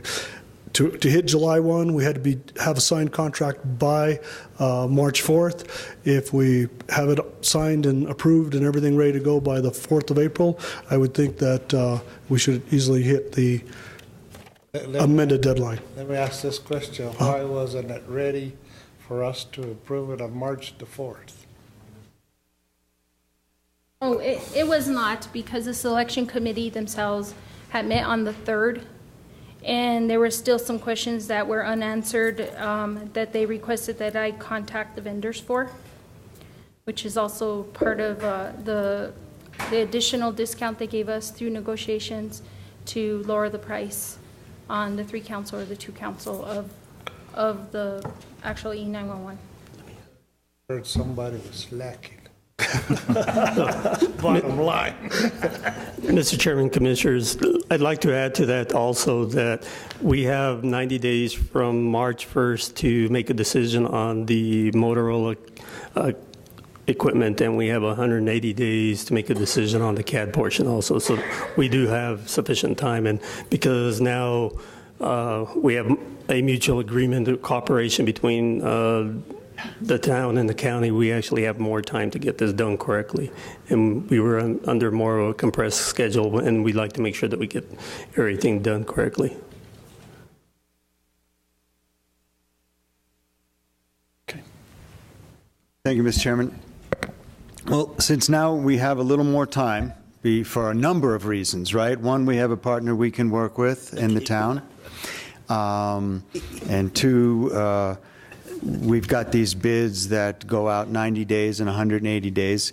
And since we are postponing the decision on the Spillman because partly we want to talk more with our new partners at the town and make sure that we're all on the same page with migrations and software and whatnot, wouldn't it be good to also postpone the Motorola contract only as far as it takes to get some information from Motorola that can be brought to the board regarding the equipment that they installed in the Kit Carson building? Because at this point, with a partner that we can work with and with DFA, who I think very much wants that equipment to be used by our regionalized system because they provided it for Taos. Given DFA's partnership and the town's partnership, shouldn't we find out from Motorola exactly what can be used from Kit Carson that we may already be purchasing? And I know there's a lot of different opinions about, you know, it's going to take this amount of time to move and we got to do training, and they very well may all be correct. I don't begin to have the same expertise as you all, but I still would like, for my own purposes, to hear from Motorola to find out and just make sure that the $300,000 worth of equipment that was installed right here in our community, that we're not duplicating any of that. And so if staff could, my preference would be that staff would bring that back along with their recommendation on the software.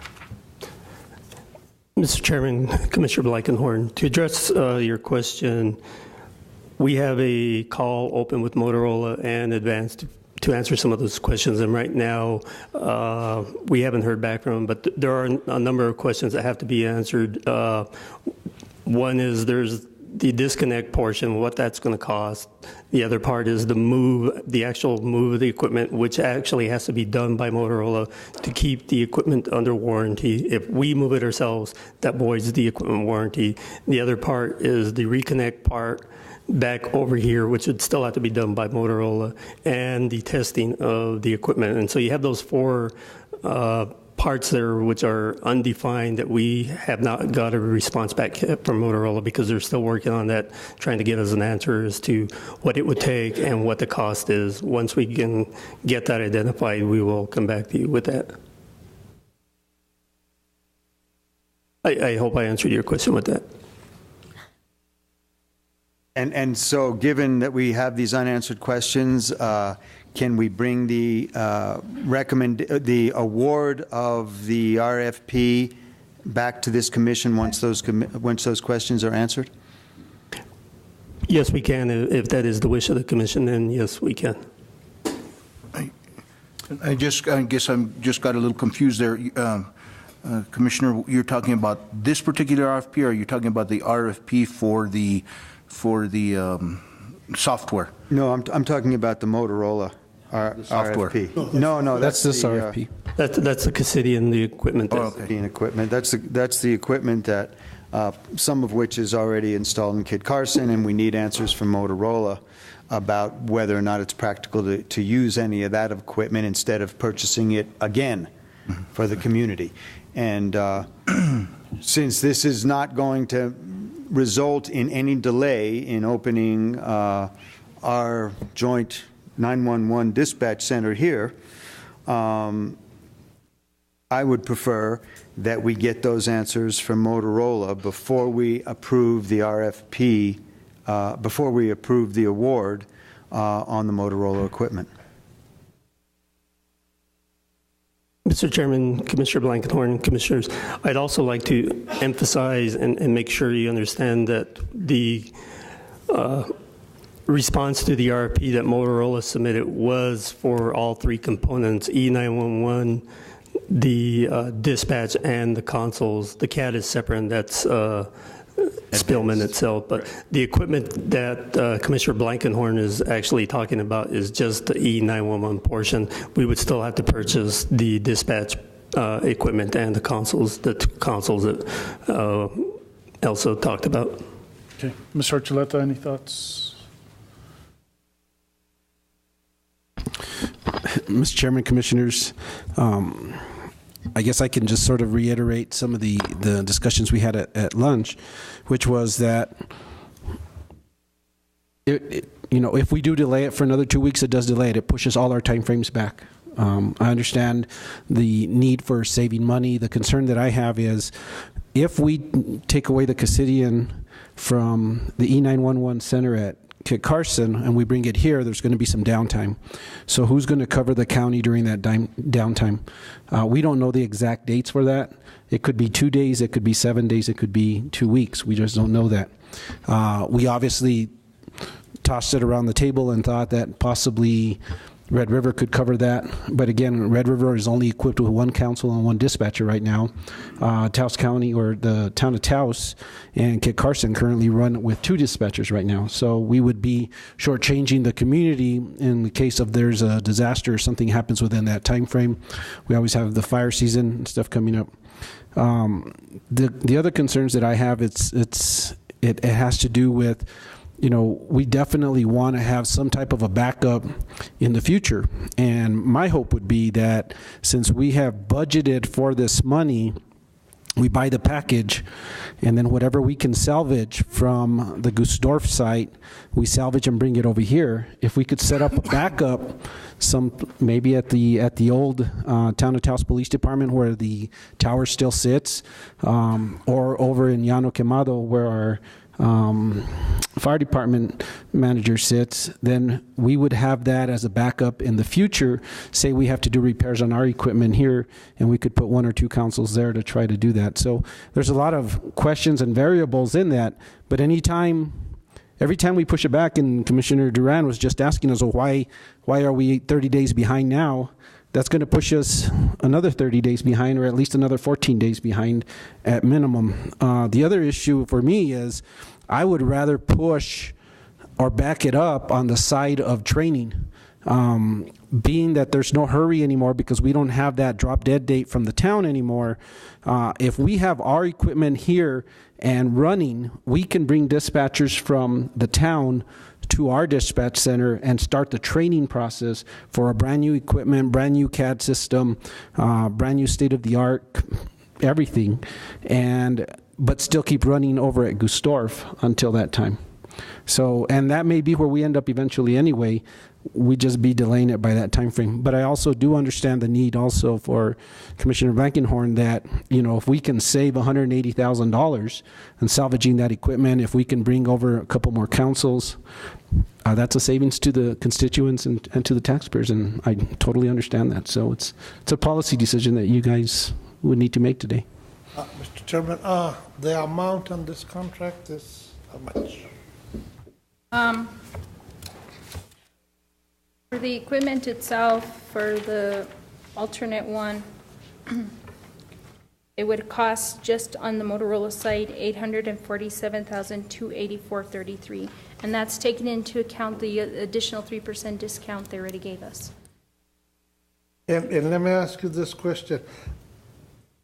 On this price, and they come in and install it, after they install it, are we more or less ready to go? Not really. Mr. Chairman, Commissioner Duran, the answer to that is yes. However, we still wouldn't have CAD.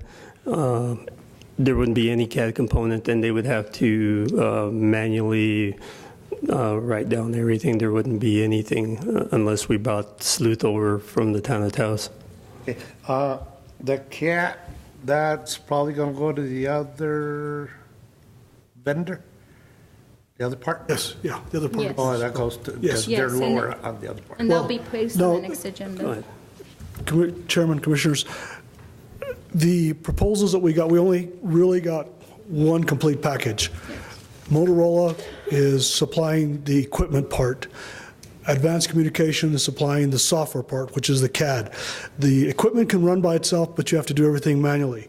The CAD is the part that will move us forward in E911, text to 911, records management, so that the officers, the police chiefs, whoever we allow to use the license to get records from, jail management, mobile, everything that the mapping, all that is part of the CAD system. It is two vendors, but it's basically one package. Let me ask this question. Okay, we do this with Motorola now. When we do the other package with the other vendor, there won't be no problem while they're setting that up. We can still run. No, actually, the way it should happen is probably about 80% of the Motorola equipment goes in place, and then the backbone of the CAD is put in place. Part of the CAD is the basic software is there, but a lot of it has to be designed for each individual entity. So whatever forms we're going to take, whatever modules the county wants to use, and so they program that in and they test the whole system and train everybody. So you can do just the 911 equipment, which is the radio dispatching and the call recording, and then do everything by paper, or you can install the CAD, and then you have to train everybody, and they slowly build the system together. So it's hardware, 80%, CAD, 20%, and then while they're doing testing and training, the CAD vendor is inputting the required fields that the Sheriff's Department may need, Town of Taos Police, our fire chief, whatever. And then once it's all up and running, then you have a complete package, a complete 911 system. Mr. Chairman, I understand Commissioner Blankenhorn's concerns, if we can save money, so more the better, but, the thing about it is that we got to get it in place, you know what I mean? So I so move to approve. Okay, I'll go ahead and second. Discussion? Commissioner? Richard, my objective or my outlook on this whole thing is, in the event we have a fire at a house, okay, and our fire department is responding, and they call up the address for the fire, and is on their screen with the new system, it'll be able to tell them that the house that they're responding to has several, I guess several times the police department have responded to that house, and it's a suspected meth house. Whatever. Yes, sir. So that in the event that will come up on their screen so that they know that they need police presence or the possibility of explosion could happen because of the possibility of Menton House. Right. All that is part of the CAD system, and a lot of the information right now, Town of Taos has records, our Sheriff's Department has records. And neither one of them can talk to each other because they're two completely different systems currently. Under the new system. Under the new system, if we do the data migration, which is what the chief wants to do, what we want to do with our Sheriff's Department, all that information will be there. And the dispatcher would be able to tell the fire chief, there's been 10 calls on drug enforcement. There's been, whatever. There was a gas leak there 2 weeks ago.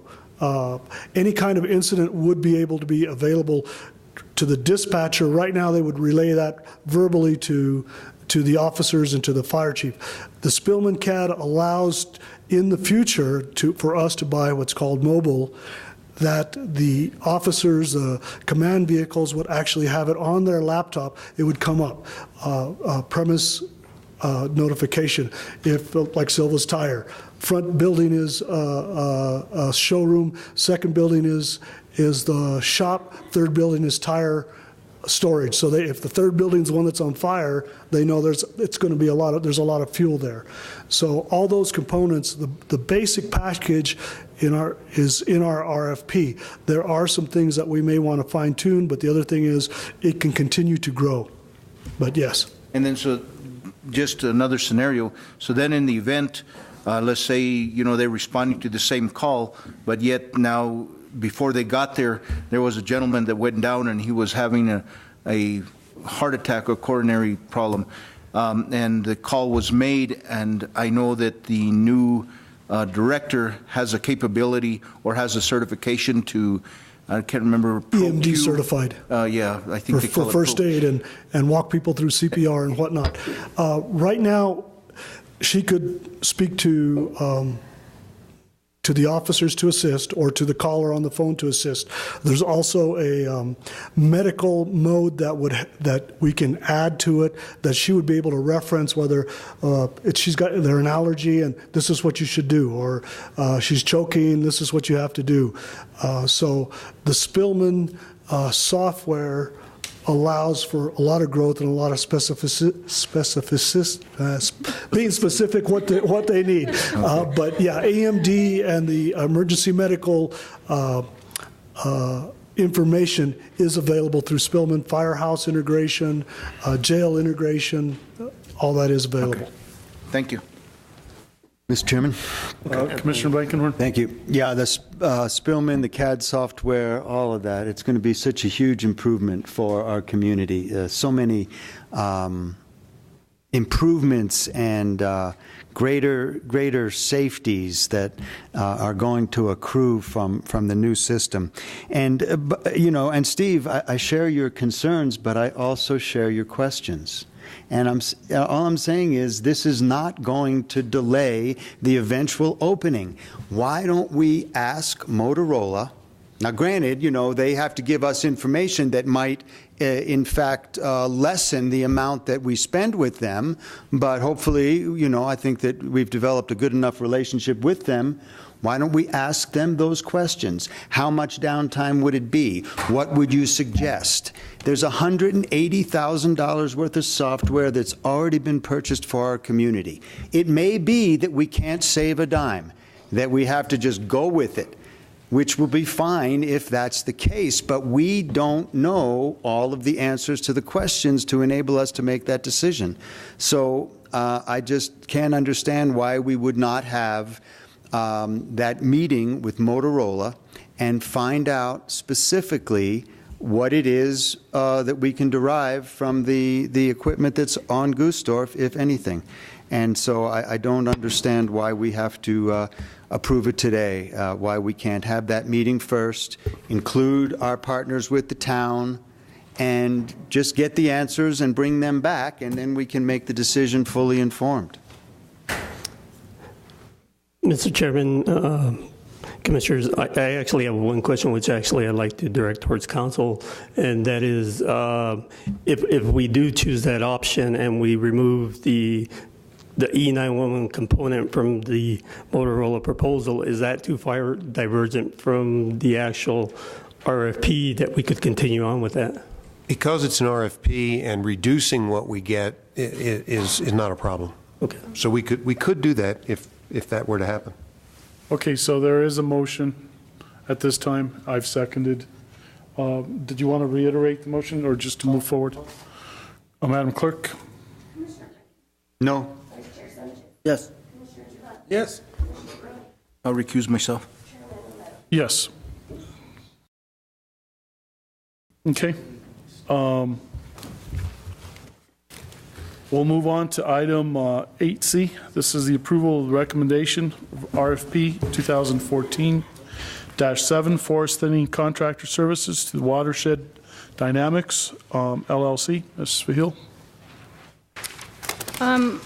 This is the second phase for the forest thinning contractor services that is working together with the Forest Service Department up in the Taos Canyon area.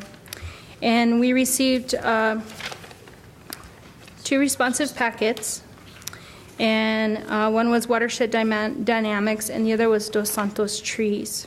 I'm here today on the staff recommendation to grant this RFP or this bid award to Watershed Dynamics LLC.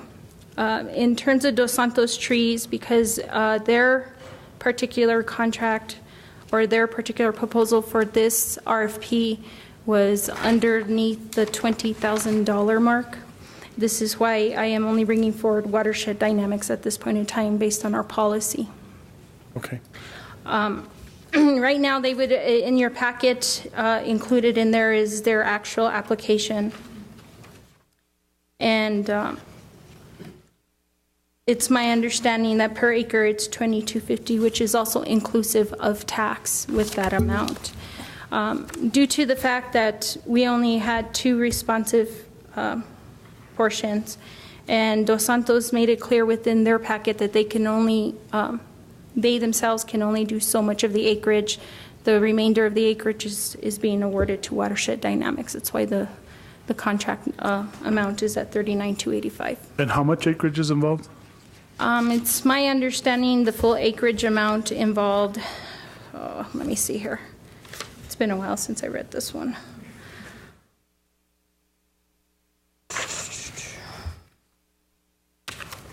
I know it's over 28 acres. Okay. It's between 20 and I think 24 acres, if that I recall from the meeting.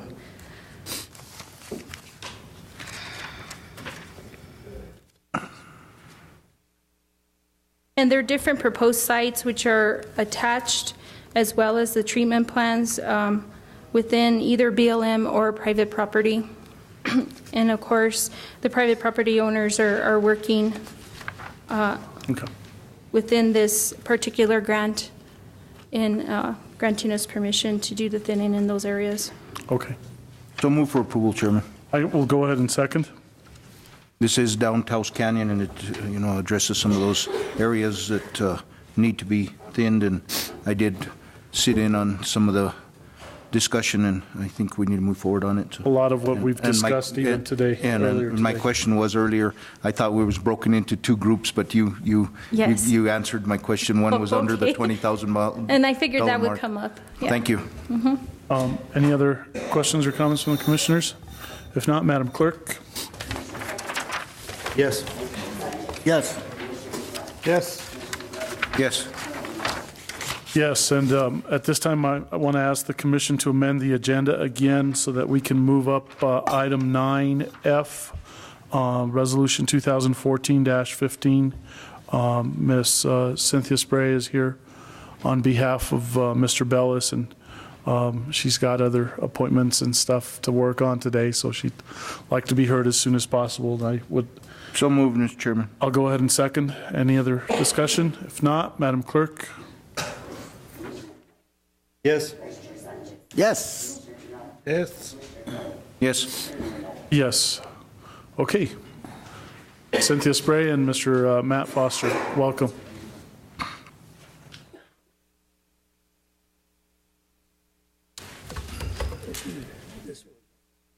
Okay, great. Thank you. Thank you very much. I appreciate your consideration of our time. I used to be the Town of Taos long-range planner for 8 years, and I resigned from that position just almost a year ago. And ever since then, in the last year, I like to think of myself as a citizens planner and advocate for all types of long-range planning in the community. And I've been involved during almost all that time in the Arts and Cultural District of Taos. So Cindy asked me to come and help give this presentation and ask you to encourage the culture plan for the Taos ACD. That's why I'm here. Not only is the county's approval of this plan a requirement of the state, but I think it's also a good plan. So I wanted just to reiterate that we are here to ask you to formally adopt it by resolution. I do have a very brief presentation for you about the plan itself. And then I'm going to ask Cindy to talk in some more detail about the type of work that has already been accomplished since the town approved the plan a few years ago. Talk a little bit about the priorities for the ACD moving forward, and specifically focus a little bit more on the county courthouse and some of the events that have taken place and that are planned there for the future. In fact, this plan itself was already approved by the Town of Taos Town Council by resolution, and it has been the subject of public input. In fact, we had an open house at the county courthouse some years ago where we invited the public and they had a chance to take a look at the plan. So I just want to emphasize that although this plan has been, we're asking you to adopt it this afternoon, it has had some amount of public input and already been adopted by the Town Council. All of the images in the 45-minute presentation, I'm just kidding, are taken from the plan document itself. I didn't steal them off of the internet. I just stole them off of the PDF. A little bit of background about the Art and Cultural District. It was created or acknowledged by the State Economic Development Department in summer of 2009. It was a collaboration between the town, the Chamber of Commerce, and the Center for the Arts. In fall of 2009, the ACD was awarded some money to do a resource team assessment. And then later on in spring 2010, the ACD was awarded a grant to conduct a design charrette sponsored and facilitated by the University of New Mexico. In the winter of 2002, the Town of Taos Town Council adopted this cultural plan. This is one plan in a process of a whole multi-year planning process that began in summer 2009. And it requires the resource team assessment, the cultural plan. And I'll talk a little bit about the next step if you were to adopt this plan of a downtown master plan and what that might mean to the community. Then more recently, in the summer of 2013, the Arts and Cultural District was approved as a Main Street startup. The ACD has evolved into a hybrid of the Arts and Cultural District and a state Main Street program to add to the benefits and the responsibilities of the ACD as an organization. And then in summer of 2013, thankfully, and thank you all for the Taos County to join in the partnership of the Taos ACD. And speaking of partnerships, that's one of the main purposes of the ACD itself is to form partnerships primarily around the supporting and developing the creative economy of the community. Those partnerships come in helping coordinate and facilitate public events and promotions around the holidays, for example. Education, reaching out to the educational institutions and art classes for youth and so forth. Infrastructure improvements in the heart of the ACD. I'll show you a map in a couple more slides about the ACD is not only an organization and a planning process, but it's a geographic area focused on the plaza of downtown Taos. So one of the partnerships that we hope to forge is with local governments, federal governments, state agencies, and private property owners in promoting and designing infrastructure improvements in the downtown. Historic preservation is another main purpose, to really preserve and promote the unique character of Taos and the cultures and the arts that are represented there. Another purpose is for the ACD is as a management as a nonprofit organization. There's a board, there's an executive director, there are volunteers and committees that help focus on the main areas of work for the ACD. Public finance is another main purpose in creating an ACD and promoting the planning process, such as this cultural plan. The ability to assess taxes and float bonds for operational expenses of the ACD, but also for ongoing capital improvements in the downtown of Taos. And community planning. I mentioned the downtown master plan as the next step in this required planning process for the ACD. And the downtown master plan would ultimately lead to the creation of perhaps a metropolitan redevelopment area, which will open up capital and operational money for the ACD. But again, the main purpose of the ACD is to support and develop the creative economy through arts and these type of activities. I'm going to turn it over to Cindy for a little bit to talk about some of the items in the plan that have been called for and have already been completed. I want to emphasize that the ACD is not taking credit for all of this work, just to emphasize the ACD's role as a partner with other organizations and government agencies in completing this work.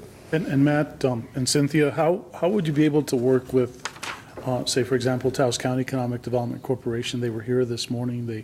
They had a wonderful presentation. Do you foresee in the future any collaboration with them? I know that through the years, many people have come and gone. You know, John Otis. You know, he's deceased now. He passed away a few years ago. They came, and you know, I know that I don't want to speak ill of the dead, but you know, he had a nice salary from the town of Taos, and I'm not sure that much was produced, to be honest with you. And so, how would you foresee collaborating with TCDC? My concept of that is my understanding of TCEDC is that one of their main components of their program is food, and I can't think of a better representation of Taos art and culture other than food. The food might be, you know, in terms of events and promotions, in economic development, entrepreneurial development. Those are precisely the kinds of things of what the ACD was created for, to forge those kinds of partnerships. I can imagine an event on the plaza where the TCEDC and their clients are there in booths to sell their food products to tourists and to locals to, you know, appreciate that and enjoy it as part of perhaps another musical event or something like that. I would definitely like to see some of that collaboration take place. And the Acequia system in the downtown and TCEDC's, you know, interest obviously in food production and agricultural production and bringing gardens to the downtown area and, you know, edible landscapes and all kinds of partnerships that I can see there. Okay.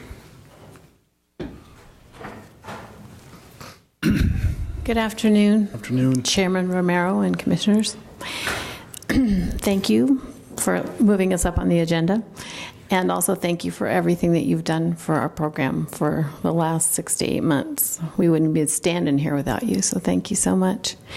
I had one quick thing you mentioned John Otis, and there are misunderstandings in the community probably about, he ran the Taos Project, which is a Downtown Merchants Association, which the ACD has reinvigorated.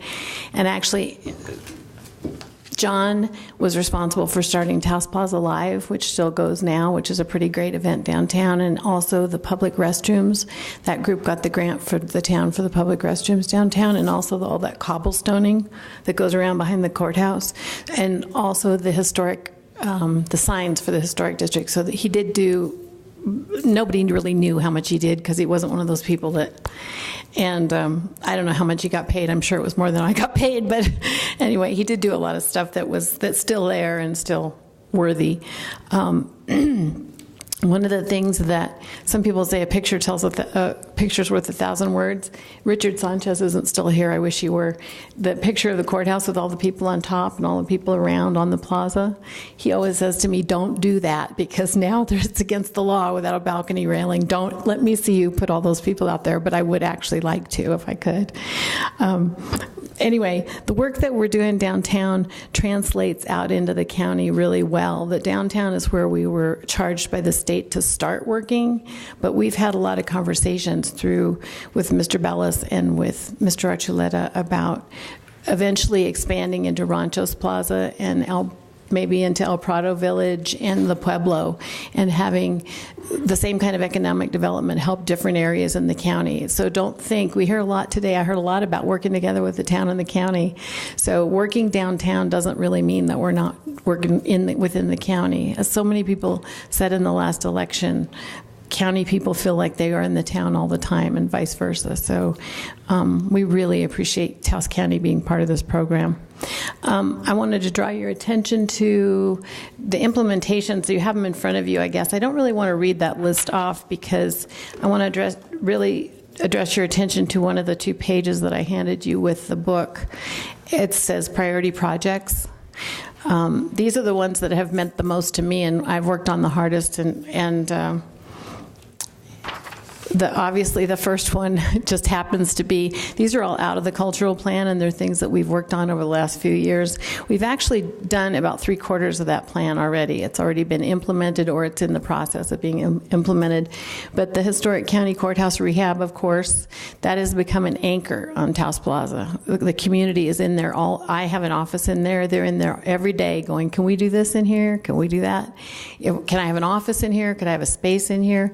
It's so great to have that building open. It's been remarkable to see how fast people have heard about it and wanted to come see the murals, and it's been fantastic. The Acequia Rehabilitation Project, I've worked a lot on that because that's close to my heart. Also, if you have an ACD designation, you're able to get double historic preservation tax credits. You can get them doubled. So I want to get that word out to the public so that if they want to have a historic building and they want to fix it, they can get their tax credits doubled. We're working on that. The downtown master plan, Matt referenced that. With the last administration, the town lost that money, but we've applied to get it back and have it run through Taos County as a fiscal agent, because that plan includes signage, wayfinding, and also a parking plan, which is really needed in the downtown. Assisting in the development of increased Taos signature events. For me, what that means right now is something more like Mumford again. A couple, maybe 2-3 concerts every summer that are large like that. When I have seen the graph from the hitsontaos.org, and also when I talked to Rose Vargas at the bank, she said there's this thing called the Mumford effect, where it just went like this and like that and like that. So, and it was easy to do. It took some planning, but it's not rocket science. The second time the planning's sort of done to bring that many people here. So I'm working very hard on getting more big names, big groups. If any of you have favorite groups, it's your chance to tell me who they are if you want to have them come to Taos to Kit Carson Park. I'd love to get that done, because in economic development, art is not going to just do it anymore downtown. Or anywhere. Art is kind of. It's a great thing. It's a thing we're known for, but we need to bump it up a little bit. And music and festivals downtown will be something that bring lots and lots of people here who spend money and have a good time and go home and tell people that they had a good time. So I'm working on that really hard. Also enhancing the plaza and the downtown programming, which is something Matt just hit on. Cultural events, things that are culturally accurate for the downtown that you used to see here 30 years ago that you can't see here anymore. It wouldn't be that hard to do that. So we're working on that. We have a whole committee working on that, actually. Kids are the closest thing to my heart, so engaging the local school systems has been really neat. I've gone into the schools and talked about what we're doing downtown. We've had kids come down and help volunteer, clean and paint and scrape the plaza, and all you have to do is feed them pizza, and they come. In fact, after you guys are done with this in the lobby, I want to see if I can get that at the mural room or in the courthouse for a month or so. I'm very impressed with that group and what they said. And then the other thing is, I'm big on public input. I don't do anything without a lot of it. So in developing community-based public meetings where we can engage all factions of the community to help feel like they're part of whatever we grow, whatever we build here. Those are the things that are in the cultural plan that have meant the most to me to do. As I said, 3/4 of that plan is already, the stuff in it is already done. We just were asked to bring it to you at this point to ask you to adopt it. And then next, before I take all your time, Matt, I want to draw your attention to the Historic County Courthouse, the sheet of events that have been booked for the mural room since we started February 3rd, and we're already booking through November 2nd. So, and I did work with Attorney Malone on the legal aspect of how to do this, and I think we're both comfortable with that. But as you can see, people, half of my job is spent with people wanting to be in the mural room or wanting to be in the courthouse and wanting to be part of it. It's absolutely fantastic. Actually, I'd love it if any of you stop by anytime and come see the office and talk. We'll talk, and I'll give you more of my spiel in person. But anyway, you will not believe the stuff that's going on there. And the agreement that we made with the groups that are charging, like plays, that they donate their profit to above and beyond cost. They donate it back to the checks get made out to the county, but they're earmarked, and the memo says for the revitalization of the courthouse fund. So it's not for not to do it. It's not just offering it for free. It's actually going to we're getting our first check next week, and I can't wait to bring it in. So that's pretty exciting. So far, all the events have gone smoothly, and everyone seems to have had a really good time. The one thing I wanted to say before I pass it back to Matt is, in New Mexico, 41% of the tourists come here for creative and cultural tourism. So, and that translates into $3.6 billion into our economy. I think Taos is the coolest town in the whole state, and we have so much culture here. So the fact that we're all working together to kind of clean it up and raise it up and show it off and get people here, it's a big deal. That's why half the people are coming here for exactly what we have. So I know we have different feelings about tourists when we're locals, but love them or not, you got to have them to make it all work. So with that, I'm going to turn it back over to Matt, and then I'll be back in a minute. Thank you. And Cynthia, with regards to TCDC, do you feel the same way? Oh, What's your definitely. thoughts on I've worked with them for a long time already, actually. I coached hockey, and the Bad Hands were hockey kids and hockey people. I know Terry from way back. And I have worked with them on different projects when there's a food cart downtown, tried to help them get the food cart up and going and help get them through the permit process and stuff like that. I have a really good working relationship with both of them. And with regards to a large concert venues, do you think you might be able to see something like that scheduled for this summer, or at least a couple of them? Mm-hmm. Are you working towards that, yes. You say? Yep. All last weekend I worked on it. It looks promising? It does look promising. Well, I'm one of those people that doesn't take no for an answer very well, so that's good and bad both. We also were talking about doing, Bobby Gonzalez gave me $25,000 to do some capital improvement project downtown, and I'm thinking about allotting that toward the back of the old county courthouse. I don't know if Mr. Bellis talked to you about, he had an idea of putting a stage back there so that we could have another venue downtown to have music, and if you all want to proceed on that and decide to, then I can put the $25,000 toward that to help with the stage, because that would make another little neat, tasty place to bring people downtown. The merchants are really having a hard time. Some of that is changing because of the new administration. It's changing a lot. The trust level is like everybody goes, let's go, let's work together. It's pretty phenomenal what the feel is downtown now, so we ought to make hay while the sun shines. So when do you think that item will come before this commission? I actually don't know. I wasn't sure it hadn't already come before the commission. Had you heard about it? Would you like, I can bring it before the commission. If you put me on the agenda, I can work up the plan and show it to you. I had David Henry worked on a sketch for me. I'd be glad to bring it anytime. Is it a permanent stage, or is it temporary? Mm-hmm. Permanent, but up high, so it's not in the way of any of the walkways or anything. It comes out from the back of the mural room, and it would allow bands to play. And then, are you familiar with the McCarthy parking lot between the public restrooms and the dumpsters? We were talking about maybe making that like a little pocket park, so people could sit in there and listen to music in the summer and draw people downtown. So as long as it doesn't, does it change the historic value no, it won't. of the courthouse? Currently, I still chair the Historic Preservation Commission, and we're real adamant about that. We wouldn't do anything that would change. In fact, all the renovations in the courthouse so far on the interior even have been done to be historically accurate, so that if we go for grant money, we wouldn't lose any of the Okay. possibility for that. I'm glad to hear that. Any other questions right now or more later? Chairman Commissioner, Cynthia, do you have a place there that I could bring some flyers, brochures from my area? Let's say, for example, RCCLA. Is there a place where we could put stuff like that and let tourists know that we've got a beautiful place up there? Definitely. Chairman Romero and Commissioner Sanchez, yes, definitely. There's places, definitely. That's exactly what that place is for. And exactly, is to get the word out about even Cuesta, Arroyo Seco, Llano, anywhere. There are places that I think that we should have little museums that kind of rotate. You could have different displays from the different communities around the county in there all the time, winter and summer. But I would love to. If you want to give them to me, I'll put them in there or just bring them by.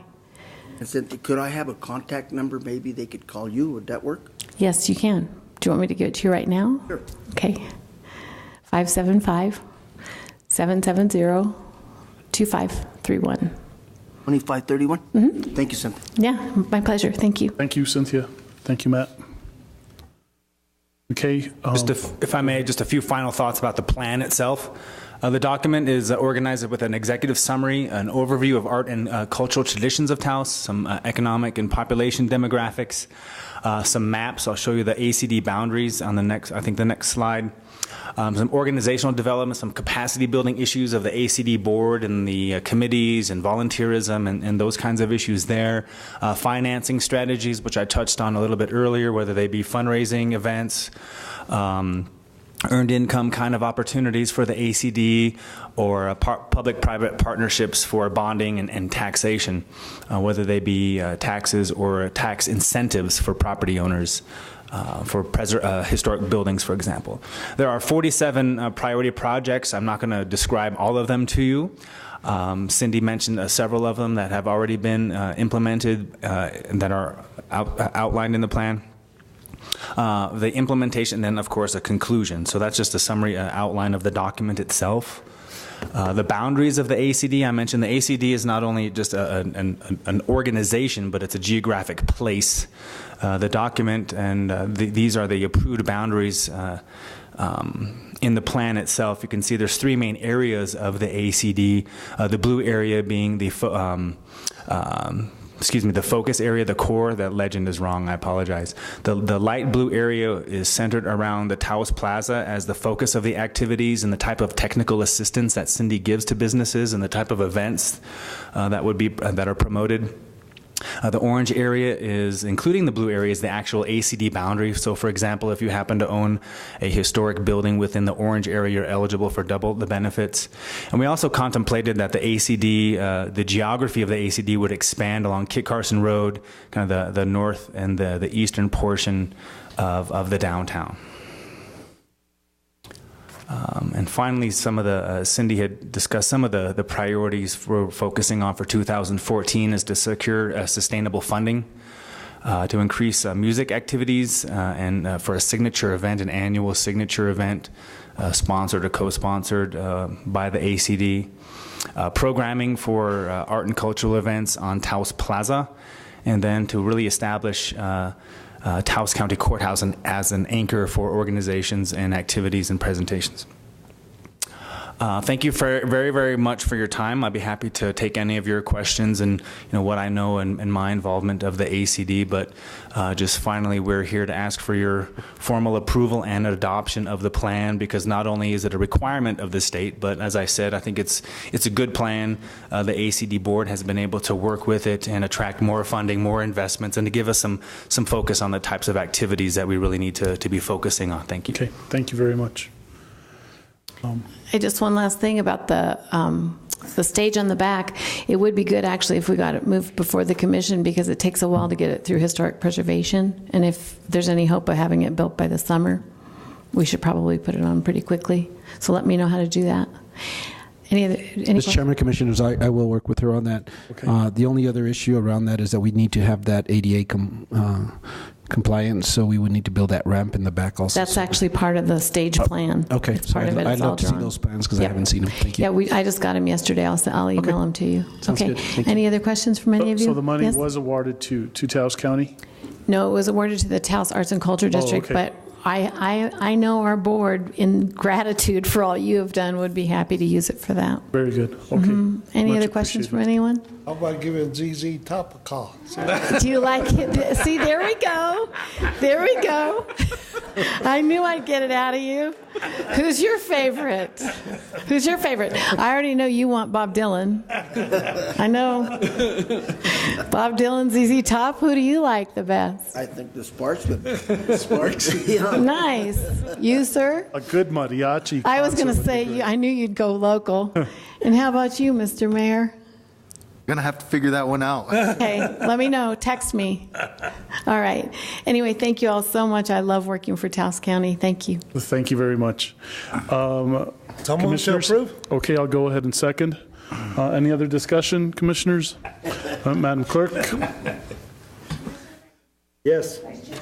Yes. Yes. Yes. Yes, okay, we'll go.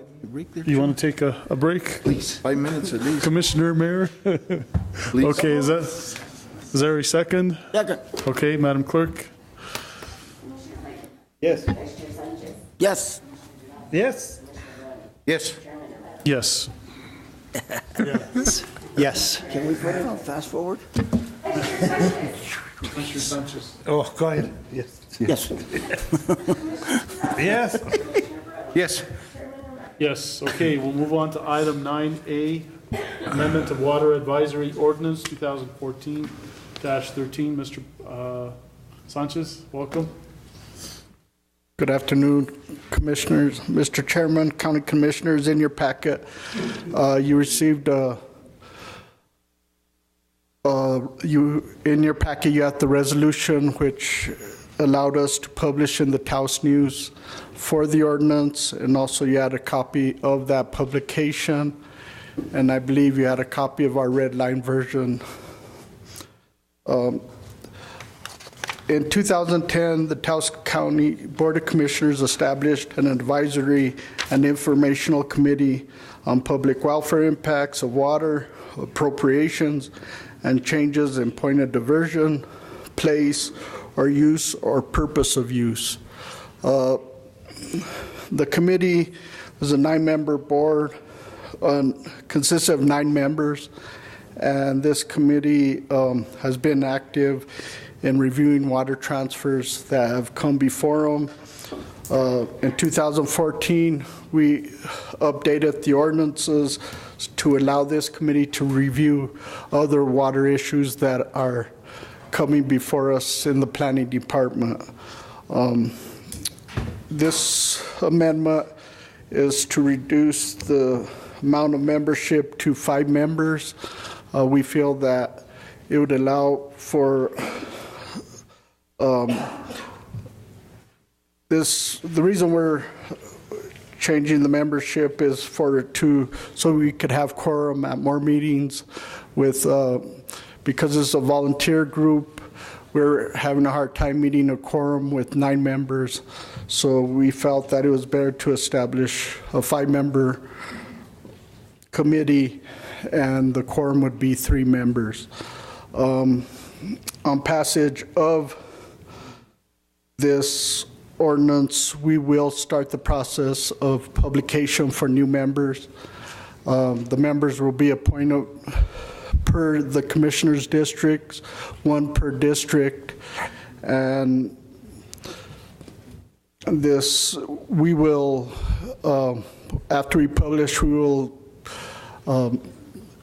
establish all the letters of intent by the public, and we will, with the board, with our county manager, Stefano Archuleta, we will review those letters, and we will bring them, we will present them to each board member of the people or the constituents that want to participate. Mr. Chairman, 9, you said there's 9 on the board now. How are they divided? Is there one from each district? Or?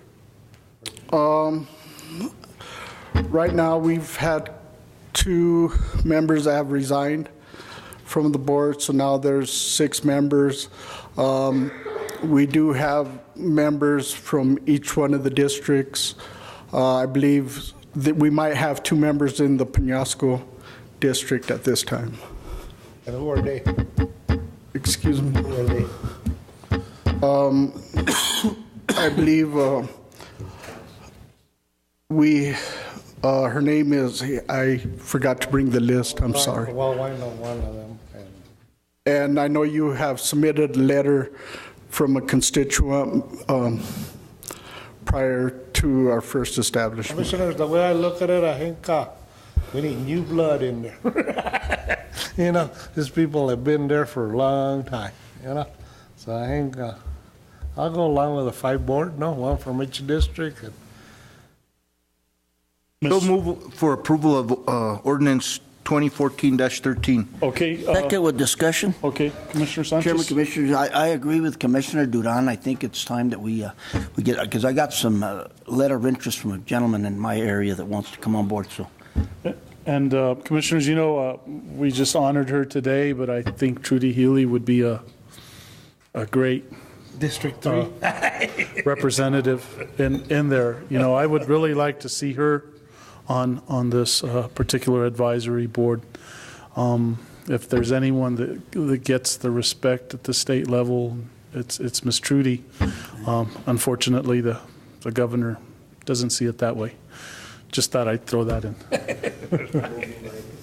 Mr. Chairman, County Commissioners, I just want to announce that on March 31st, we will be having a startup meeting to update our regional water plan. It will be at the Don Fernando Hotel, and it will be from 10 a.m. to 12 p.m. And I'm formally sending out announcements, and we'll try to do a publication in the Taos News. Okay. Commissioners, any other thoughts? Okay. Madam Clerk. Yes. Yes. Yes. Yes. Yes. We'll move on then to, thank you, Mr. Sanchez. Resolution 2014-11. This is the Rural Veterans Improvement Act resolution. Mr. Malone? Yes, Mr. Chairman.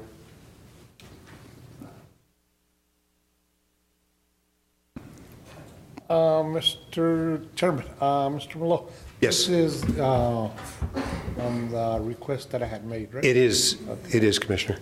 This is a bill that's being introduced in the United States Congress. Senator Udall and another senator from another state, I don't recall who, sponsored the bill. The goal of it is to appropriate funds to help rural veterans, both in terms of providing better facilities in their locales, providing transportation to other facilities like those in Albuquerque, and this is just a resolution by this commission supporting that legislation. Okay. Move to approve. Second. Madam Clerk? Yes. Yes. Yes. Yes. Yes. Okay, thank you, Mr. Malone. The next one. I believe you have the other one as well. This is 2014-12 resolution authorizing and directing publication by title and general summary in accordance with section 437-7 NMSA 1978 of the proposed ordinance 2014. 4, to discuss, consider, and take action on the proposed ordinance 2014-4, a participation agreement between Taos County and Taos County Economic Development Corporation.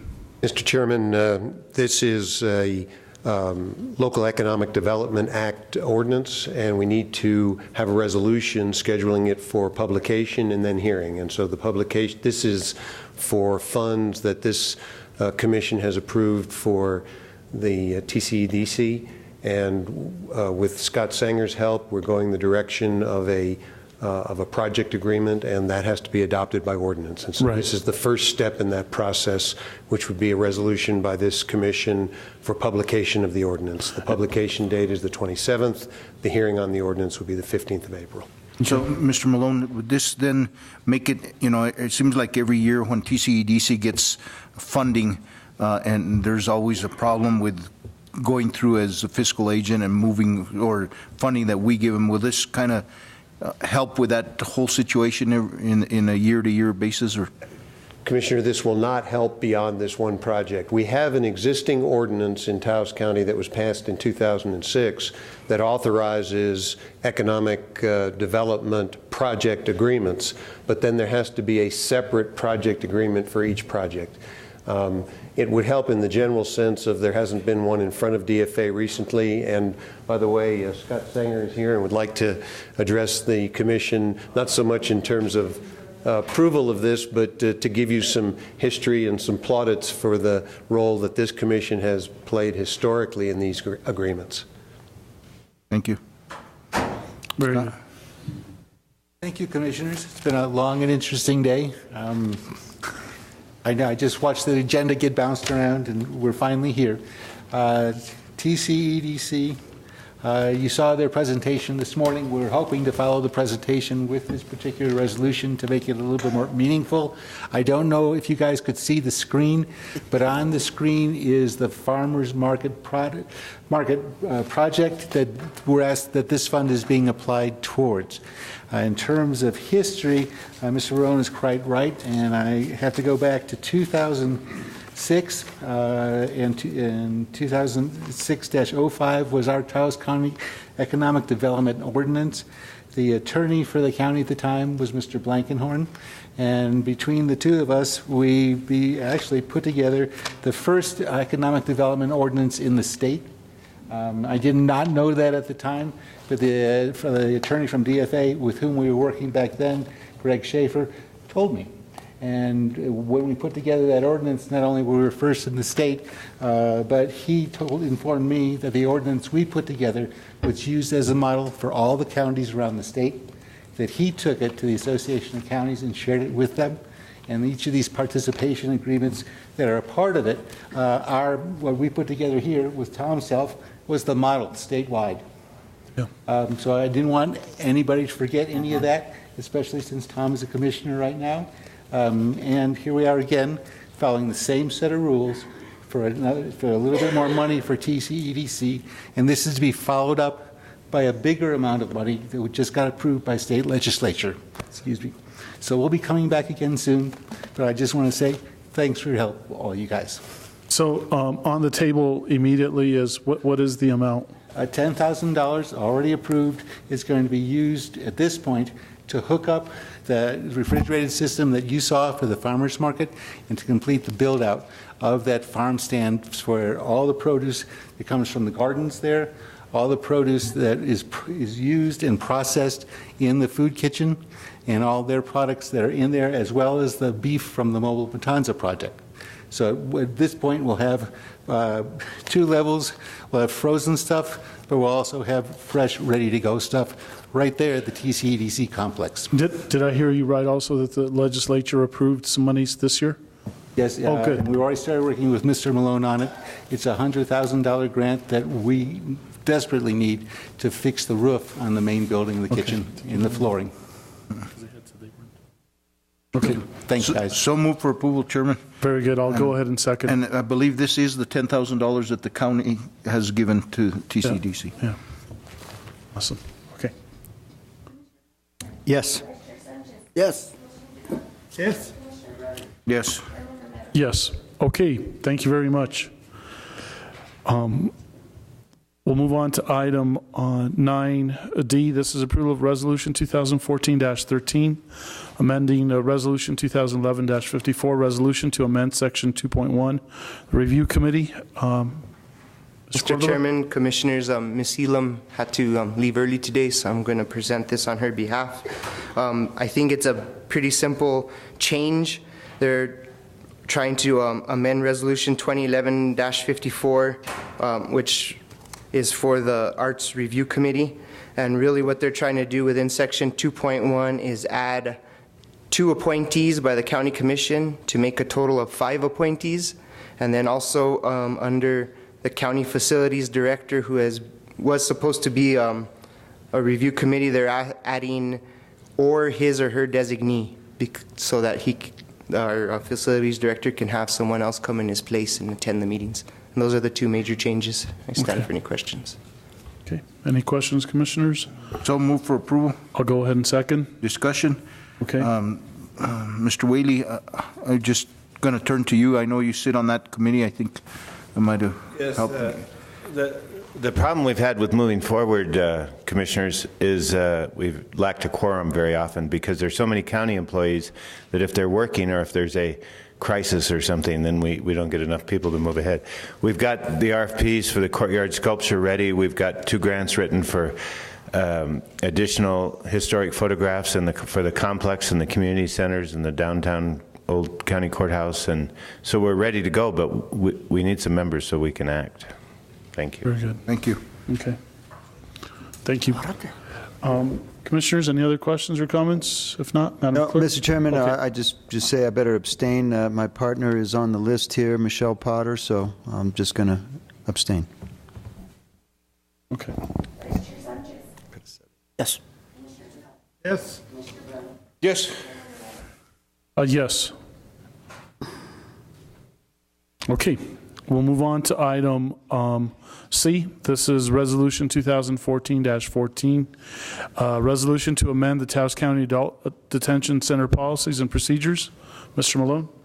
Mr. Chairman, we learned about a week and a half or 2 weeks ago that a new federal court of appeals case had changed the legal standards in connection with ICE detainers.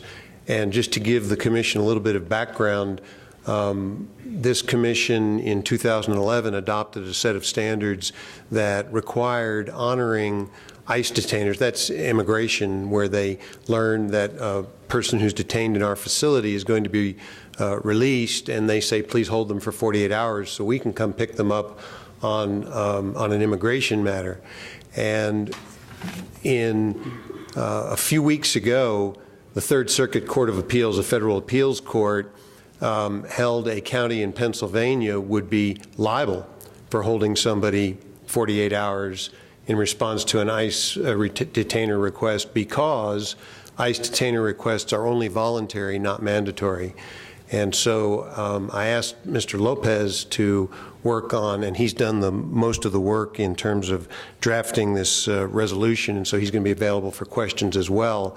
But we both feel very strongly that in light of this Third Circuit Court of Appeals opinion, it would be a mistake for us to hold people on ICE detainers for 48 hours unless there were an arrest warrant. And in the case where there's an arrest warrant, then of course it is mandatory. So we are proposing to you that we amend the detention policy as set out in the resolution that Mr. Lopez has prepared, and he's here to add anything to what I've mentioned and also to answer any further questions. We'd love to hear from you, Mr. Lopez, Chairman. The decision is set forth in the resolution. It's Third Circuit Court of Appeals opinion in Galarza versus Salzik, and it was filed March 4th of 2014 in the Third Circuit Court of Appeals. It was a case that came out of Lehigh County, Pennsylvania, and very briefly, the facts in that case is the undercover drug detective of the Lehigh County Sheriff's Department had arrested 4 El Salvadorans and a United States citizen, called ICE and told them that there were 5 El Salvadorans that had been detained in the Lehigh County jail. The U.S. citizen sat through the weekend without anybody telling him or answering his questions of why he was being held. And on Monday, he learned it was because he was alleged to have been an El Salvadoran illegal. He told them that if they'd just look in his wallet, they could find his driver's license and Social Security card. They refused to do it. And so they kept him an extra day or two beyond that, and he was finally released because, of course, he was a United States citizen. He sued a number of defendants, including Lehigh County, sued the United States government in a separate proceeding. The cases against all of the other defendants except for the county were settled, and the case against Lehigh County was dismissed because the United States District Court thought that the language of the regulation, 8 CFR 287.7, was mandatory, that they had to be held for up to 48 hours. The Third Circuit said that it's a request. It went in, reviewed the language and discussed it.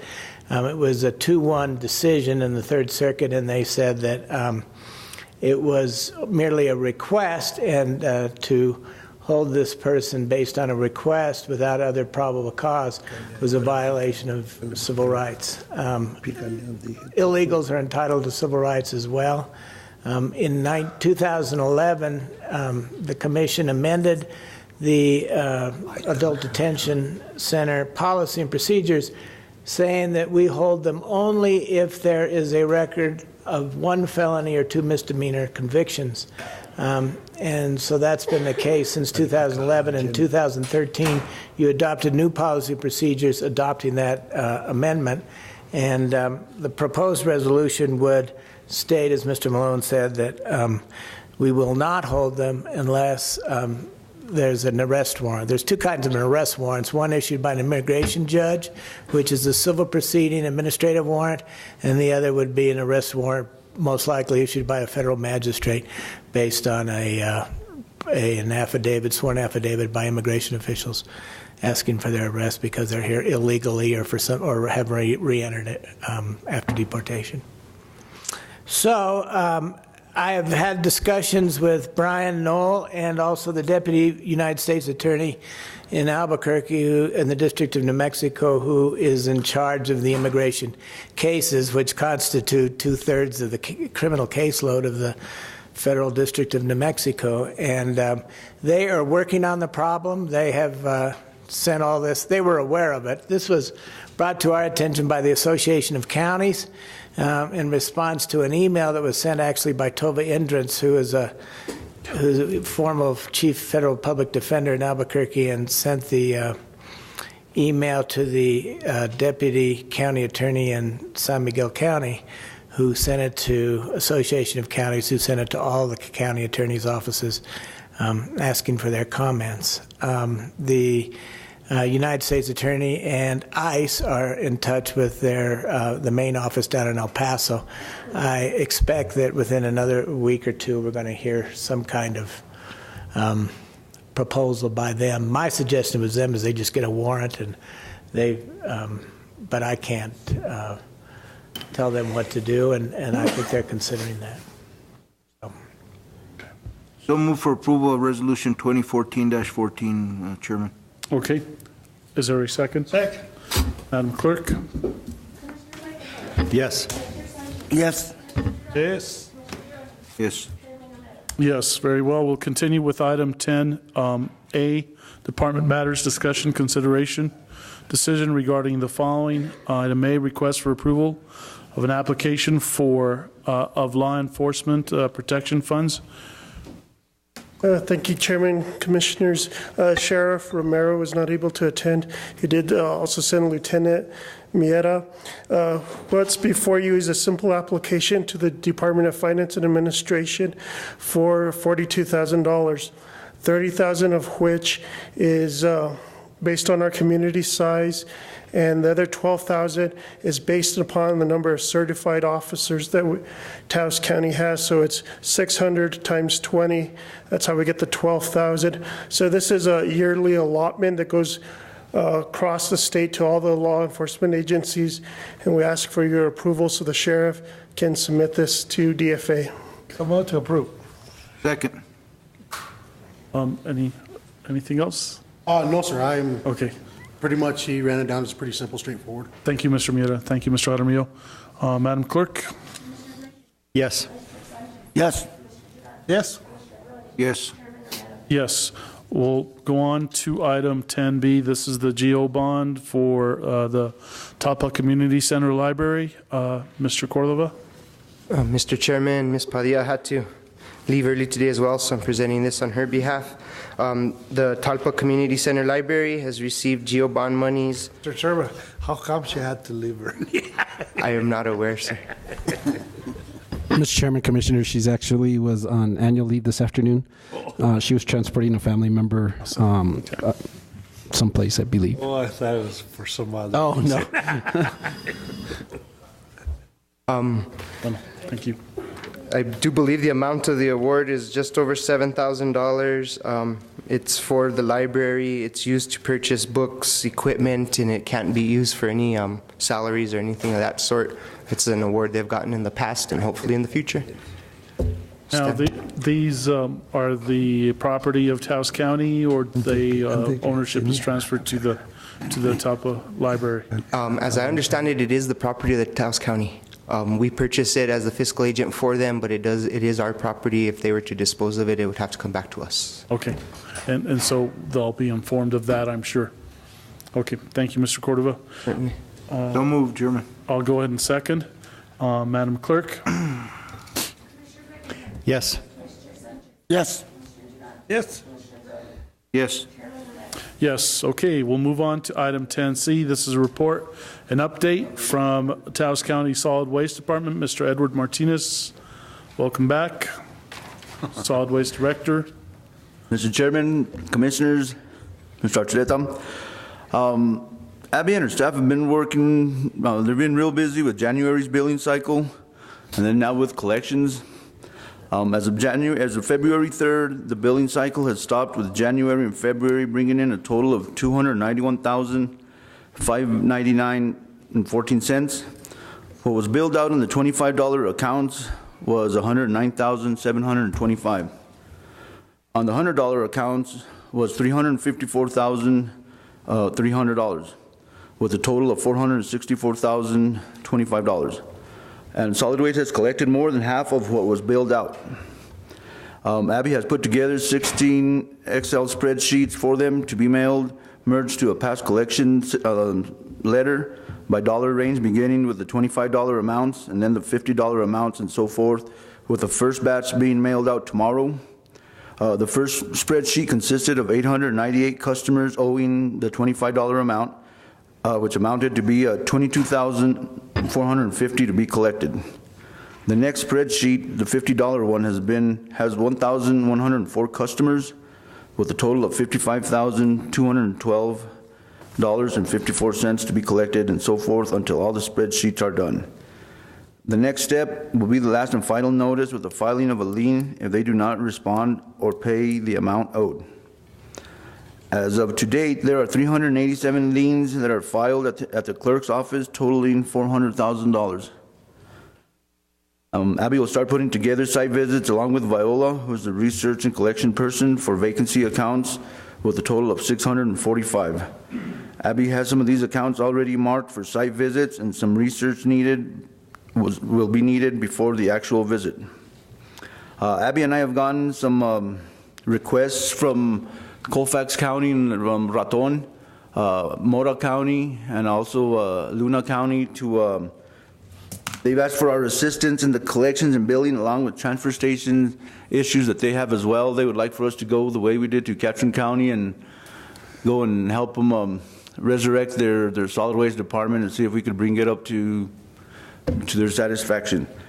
So Abby has been talking with Rebecca Montoya, the county manager of Mora, and Jessica Medina, the solid waste building manager, and they have asked to see if we could go, well, they have asked for our ordinance to see if they could, kind of see how we run our operation, and they were wondering if we could go on up there on Friday to Mora to go and assist them with they have a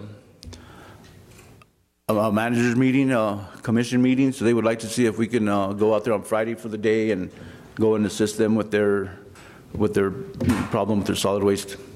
Okay, no. How many delinquent accounts? There is the $25 ones. There is there's 387. Well, that we put lien on the properties already. Delinquent accounts, there is 1,104 of the $50 ones, and 898 of the $25 accounts. So that's about almost 2,000. But let me ask this question. On this delinquent account, you have liens on the property, but the only way the county can collect is when they sell the property, right? Correct. there's any transactions on the property is when the county is able to collect on those transactions. Let me ask this question. Say the owner becomes deceased, and passed over to the son or the grandson, then can you collect them then or not really? The lien stays on the property, but judgment liens, for instance, have a maximum life of 14 years. So I don't know whether that would come into play in this or not. I could do some looking at that to find out. It might expire after 14 years. I'm not. Okay. My belief is that liens don't last forever, but would have to do some research to figure this one out. Now, there are different levels of payments that are... Yes, there's the $25 ones, the ones that have waste management or they are disabled. And those are the ones that the people are paying out, the liens, that they're actually getting a good response and getting money, that they're making their payments. And then the $50 ones, and then, they making better payments on the smaller amounts, which is we're doing real good in collecting those. It's the bigger amounts that we're having a little bit of a problem. And from what I understand, that question you just had now, talking to Abby, that these liens don't expire, that they're forever. I don't think it's a 12-year expiration date on them. I think it goes on. If it goes passed on to the family member, well then that's they got to deal with that. So there's a $25, there is a $50, and what is the other level? It's the $100. Well, it's a $50 biannually. Okay. Now, I just got a call last evening from a very irate customer, and she says that she has a place up in Tierra Blanca that she doesn't live in. She's using it as a storage unit, and she's apparently being assessed for that along with her primary residence. So what do you do in a case like that? Do you go out there and look and assess as to what exactly the story is? Yes, sir. See if it's vacant, if it's vacant or not. Okay. Yeah, and that's why Rabbi and Viola will be doing these site visits to make sure that they're, if they're being, if they're vacant or not. And now to qualify for that $25 fee level, they have to be disabled? Yes, and they got to bring in a letter from their doctor saying their disability, and that's how we, based on what they're charged. Okay, very good. Thank you. Commissioners? No, just a report. Okay. Any other questions or comments? That's it? Thank you. Thank you. Okay. We'll move on to item 10D. This is the detention center report and direction. Ms. Gonzalez is here. Jana, hi, welcome. Good afternoon. With the contract and the counteroffer from the town of Taos, we have gotten some information that the town of Taos has last year paid San Miguel between $55,000 and $60,000 for the year. So with the counter offer from the town of Taos to continue to contract with Taos County, they were asking if we could drop our rate to $75 a day. And when I spoke to County Manager Stephen Archuleta, he told me that we were wanting to propose that if the town of Taos brought in a detainee prior to them going to court for their hearing, we would charge the town of Taos day for day, excluding the weekend and after 8 o'clock, before 8 p.m. on certain days, that they would pay $100 per day for that time. After a detainee goes to court, and if they are sentenced, the town of Taos would allow them to stay and be housed in Taos County at a rate of $75 a day. And that is also to include a $10 booking fee for each detainee that is booked. And this is for a municipal warrant if they are held strictly on a municipal court hold. If a magistrate warrant is found later, because we do NCICs prior to a detainee being released, if a magistrate warrant is found at that time, Taos County will stop payment at that time on the magistrate warrant, but bill the town of Taos for the municipal hold. And that's all I have. Mr. Chairman, Commissioners, also as part of this reply back that we'd like to send back to the town as a counteroffer, we'd also be asking the town, they provide a valuable service to the detention center in the time of a crisis over at our detention center. So if for some reason we had a riot down there, the chief has assured me that his staff would be willing to come over. They would be willing to help us go in and take care of whatever issues or problems we have within the detention center. As mentioned earlier to the commission, staff is diligently, in fact, they're having some training today, is working on training up all the staff so that we can deal with those issues ourselves. But at the same token, we also want to make sure that we do have the proper backup if we need that. The town of Taos also does have a drug dog. It is not certified at the town at this time, but it is a dog that we would like to use in the future if it becomes certified, and that would also be part of the agreement on that. So, you know, in essence, basically, we would be getting the day for day on the inmates. If they're long-term inmates, they would stay for $75 a day. If they're short-term inmates, or until they go to court, it would be $100 a day, and that includes weekends, holidays, every day. Our best estimate, again, we can't estimate how many of those inmates are, or how much money, you know, we could generate from this back into the general fund for the detention center. But it's my understanding from the town or the town manager that it was about 50 some thousand that they were paying out to San Miguel County that we could actually keep here in order to pay for those bills. Stand for any questions. I'd like to approve. Okay. Is there a second? I'll second. Okay. Any other discussion? If not, Madam Clerk. Yes. Yes. I recuse myself. Yes. Thank you. Okay. So easy. Okay, we'll move on to item 12. This is item A, DFA resolution number 33, 2013-2014 FY. Mr. Cordova. Mr. Chairman, Commissioners, the first DFA resolution before you today, number 33, is meant to establish a budget for some funds that we received from North Central Economic Development District's aging area for aging AAA. I can't always get the acronym easier than I get the full name, but it's for the Ancianos program. They gave us a $35,000 grant agreement to aid in the transition of the county taking over the program completely as of July 1. So the budget that I put before you is to allocate that $35,000 at this time.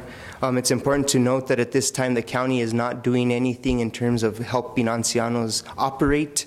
We are only preparing the county to take the program over on July 1.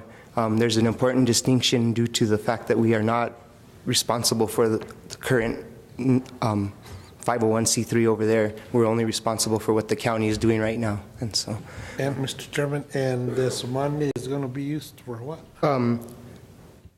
We've allocated $26,121 for positions, full-time positions, or for a supplementing of the transition team that's doing the work. And then we've put another $8,879 into operation costs, broken down for things like mileage reimbursement, per diem, non-capital equipment. The staff has already attended many meetings, many trainings, budget trainings, those kinds of things in order to prepare ourselves as well as we can for the transition. So. But the bulk of it is for personnel. At some point, we would like to hire a financial specialist to help focus just on the Ancianos program. You didn't put a little bit on the side there for you people doing the work now? Administrative? Yeah. Actually, sir, yes, we did. Yes. For just the transition team that is working on this, there's about 6 members of that team, and all of them have comparatively been allocated something. And is there a board in place right now on their side? As I understand, the board is back in place. They've kind of reassembled in order to shut down. Essentially, I believe the board voted to go ahead and wind down the operation over there, which is part of the transition and part of what was requested by the AAA. And so as far as the county, Taos County, taking over management, when do you foresee that? July 1, on the fiscal year. It really came down to not wanting to take on a program that had financial issues, much like the Housing Authority, which would then affect our audit.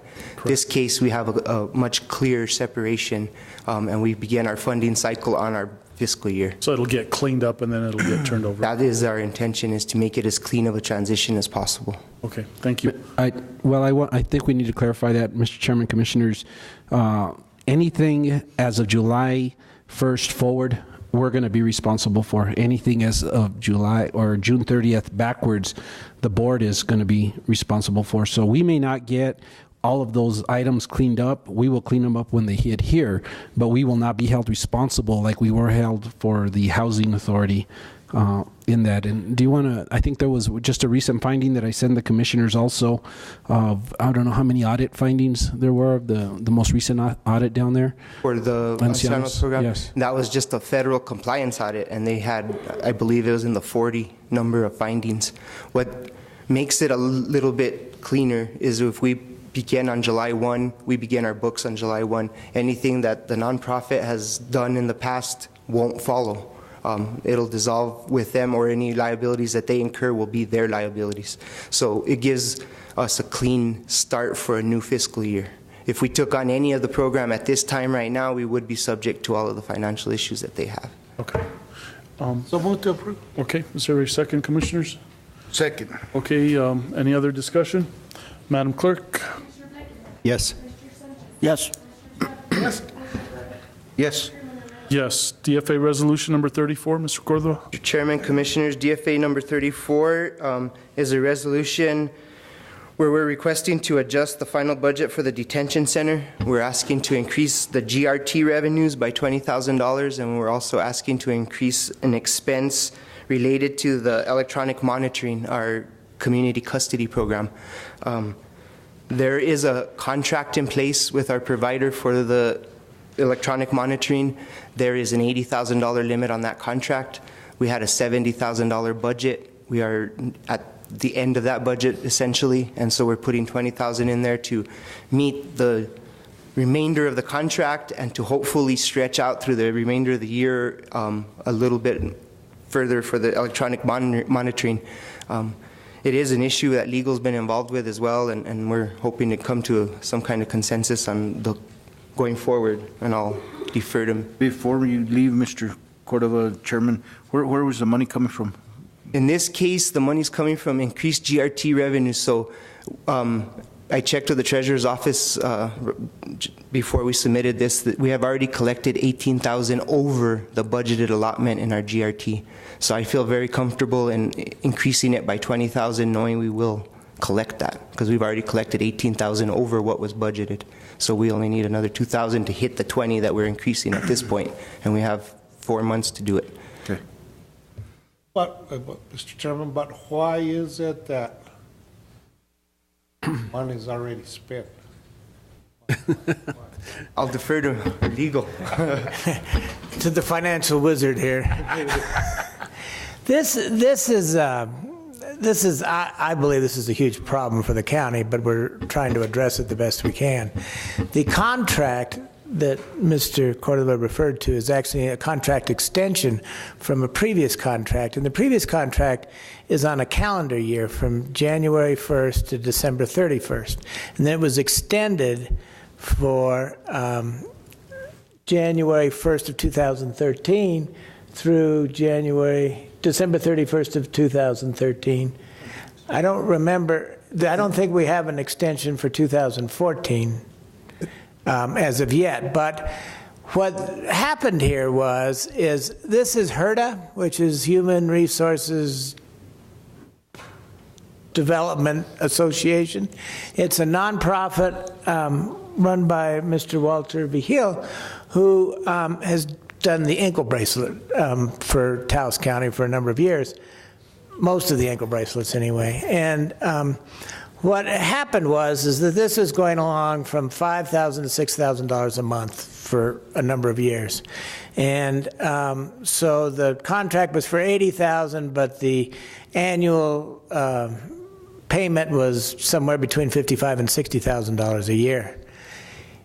In the last 5 months of 2013, and to give Mr. Vigil credit, he advised the Adult Detention Center that the amounts were going to increase, and what he said was to approximately $12,000 a month instead of $5,000 to $6,000 a month.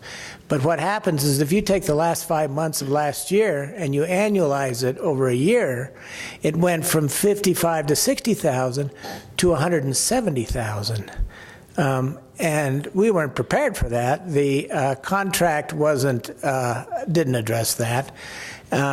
And then the weird thing is that the contract was for a calendar year, and of course the budget is for a fiscal year. So as Mr. Cordova said, what was budgeted was $70,000 from July 1 to June 30, and we have, I think we have $1,300 left of that $70,000, and we still have the rest of the fiscal year to go. Without even talking about the rest of the calendar year. Hold on. Chairman. This for electronic monitoring. And who decides who goes on the electronic monitor? The judge, right? The judges. So then the defendant is the one that should be paid for this. Well, that's theoretically you're correct, but that's not been the practice. And so we had a meeting with the judges. Mr. Malone and Mr. Cordova and I met with all 4 judges, both district judges and both magistrate judges. And it's, I think, Mr. Vigil's belief that they tend to use it more because they got used to the idea. Some of the judges said that there's been an increase in filings by the state police. We thought we'd have that information at least last week, long before today, but we don't have the information yet. But I'm trying to reschedule another meeting, in which they've agreed to have another meeting before the end of the month, because it's just, I think there's a sense of urgency about this. But there is a balance, as Mr. Cordova continues to point out, because we have 100 beds, more or less, at the jail. We have 80 there today, more or less. And if we, just cut off the ankle bracelets and these guys go to jail, then we're getting close to our limit, and then we'll have to start paying $100 a day at San Miguel or somewhere if the judges insist on keeping those folks in jail, and as opposed to our own recognizance. Okay, but why is it that the county is responsible? Because that's a good question. The reason is because if it is custody, and this is community custody confinement is the program. And if it's custody, then it's the county's responsibility to house those prisoners. And what we've done, and what all the counties have done, if you remember when Bernalillo County had all these lawsuits filed against them because they were way over the limit, and they released a bunch of these people out on ankle bracelets. That's really kind of how this whole thing started, because they were getting sued because they had people sleeping on the floor.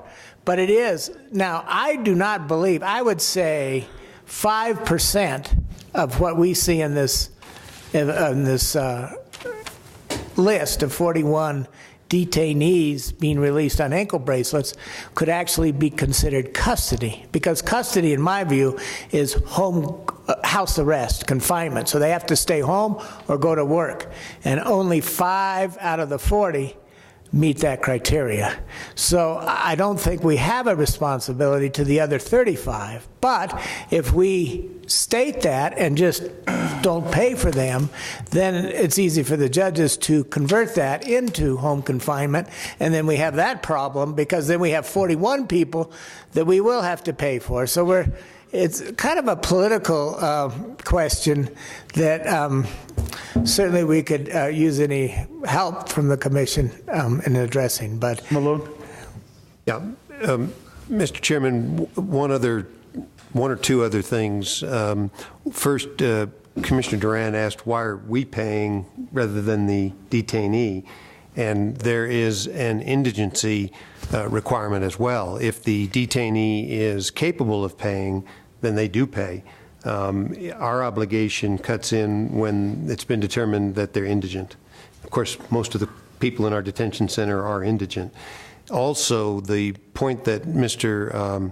Lopez is making about house confinement rather than these other forms of electronic surveillance. For example, there's a system that can determine whether somebody's been drinking. There's systems that just determine where they are. They're not confined to their house. While it is true that under state law we're not required to pay for those, for many years now our contract has provided that we pay for those. So that's why we're getting billed for those. I don't know how that started, but that's what our contract has said for quite a few years now. We could always, on renewal of the contract or termination of the contract, go back to just house confinement. And that would pose the question of overloading our facility. I think that the current limit that the state has indicated for our facility is 85. If we exceed 85, we're over the limit. And so if we cut back on this program, we just don't know exactly what's going to happen in terms of whether our facility is going to be exceeded. So there's a very delicate balance. But the fact of the matter is we haven't budgeted for these increases. And according to Mr. Cordova, we don't have the funding beyond the $20,000 he's talked about. And so we're strongly encouraging the judges to stop assigning these kinds of custody because we don't currently have the funds. We only have two alternatives. One is to stop paying for those things. The other is for somehow the commission to find money from another budget category. Those are the only two alternatives that we have. If I could just add something to that, there's two other issues here. One is how much it costs to house somebody versus how much it costs to put it in somebody on an ankle bracelet. The current charge is $14 a day for most of the ankle bracelets. Mr. Vigil says he'll lower that by $2 to $12 a day. There's a question of calculation how much it costs for us to house somebody. If it's $2 a meal, 3 meals a day, that's $6. And the rest of it is fixed costs that we're going to pay anyway. But if we exceed our limit, then we're going to have to house these folks somewhere else, which in San Miguel would cost us, what, $80 or $100 a day. So that could eat up the budget in a hurry, too. The other issue is Judge Shannon, who's a magistrate judge, said that he releases these people on an ankle bracelet assuming that they themselves are going to pay for it. And he says if you get an interlock, most of these are DWI defendants, if you're going to get an interlock, then I'll take you off the ankle bracelet, and the interlock's a lot cheaper than the ankle bracelet. And what he says is, since they're not paying for the ankle bracelet, there's no incentive for them to get the interlock and get off the ankle bracelet. So that's a good point, too. I think in order to address that, then we have to, I think with some blessing from the judges, have to modify the contract so that it's clear that we're not going to pay for anybody unless they're on house arrest, regardless of the determination of indigency. But if the judges continue to release them only on ankle bracelet and they are indigent and we don't pay for it, then as a practical matter, they're going to stay in the county jail. Okay. Thank you for answering the question. I think that's something that's got to go to the legislature and to Association of Counties. You know, I don't see why the county should pay for state, charges that the state puts on the Well, people. because the answer to that is because these are county detainees, not state detainees. They're in the county jail, not in the Department of Corrections. So under the statute, we're required to do that unless we can amend that. Mr. Chairman, Commissioners, just for information purposes, now that House Bill 268 came up, referenced the indigent care, And part of the line item vetoes that the judge did, the New Mexico Association of Counties is doing an assessment on that. And the ones that we're talking about are the probation and parole individuals that are in our detention center, and also the ones that are committed to Santa Fe for long term. So not sure how that's all going to work out, but we'll keep the commission informed on that. Okay, thank you very much. So we need a decision today on this particular matter. Yes. Okay. Commissioners, is there a motion? Hands tied back here. I'm not wearing my ankle bracelet, so I guess I'll make a motion to approve. I will go ahead and second. Any other discussion? Madam Clerk? Yes. Yes. Yes.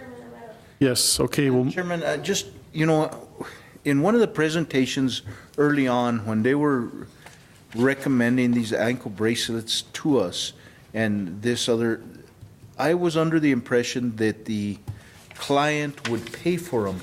And that's the impression I had up till this meeting right here today.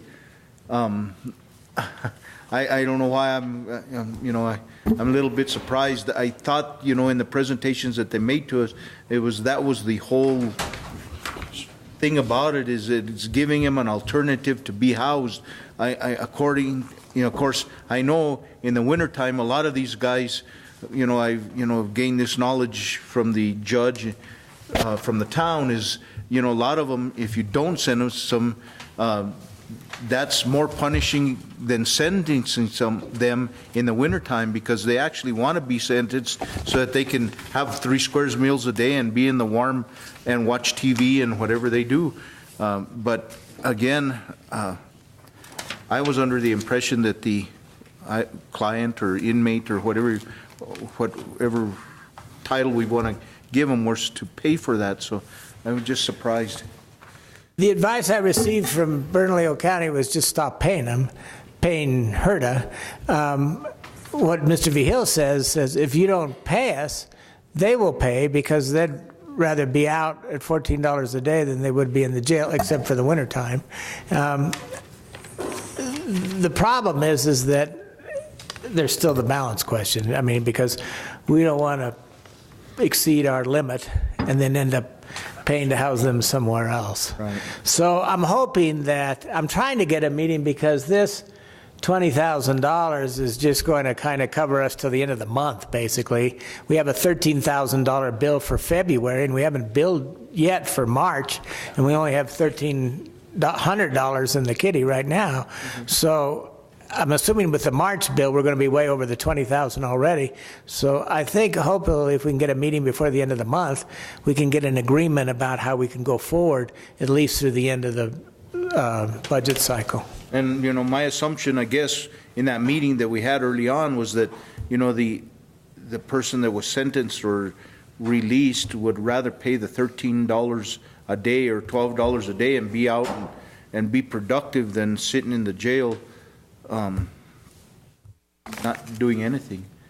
So what happened is everybody kind of took the easy way, I think, and that's send the bill to the county, and we paid it. And now the question is who's going to blink first and how we go forward from there. Because if we just say we're not going to pay, and then all these guys end up in jail, then maybe we ought to try it. Try it. Okay. I don't know if it'll overload it. I know if I've been sentenced, I would rather pay the $13 a day and have an ankle monitor and be out and be productive and because you can still work with an ankle monitor and you can still do a lot of things unless you're on house arrest. Now, a house arrest is something different, but I still would like to be in my own house, I would pay more than $13 a day. Well, if we don't get out of here by 5, I'll be...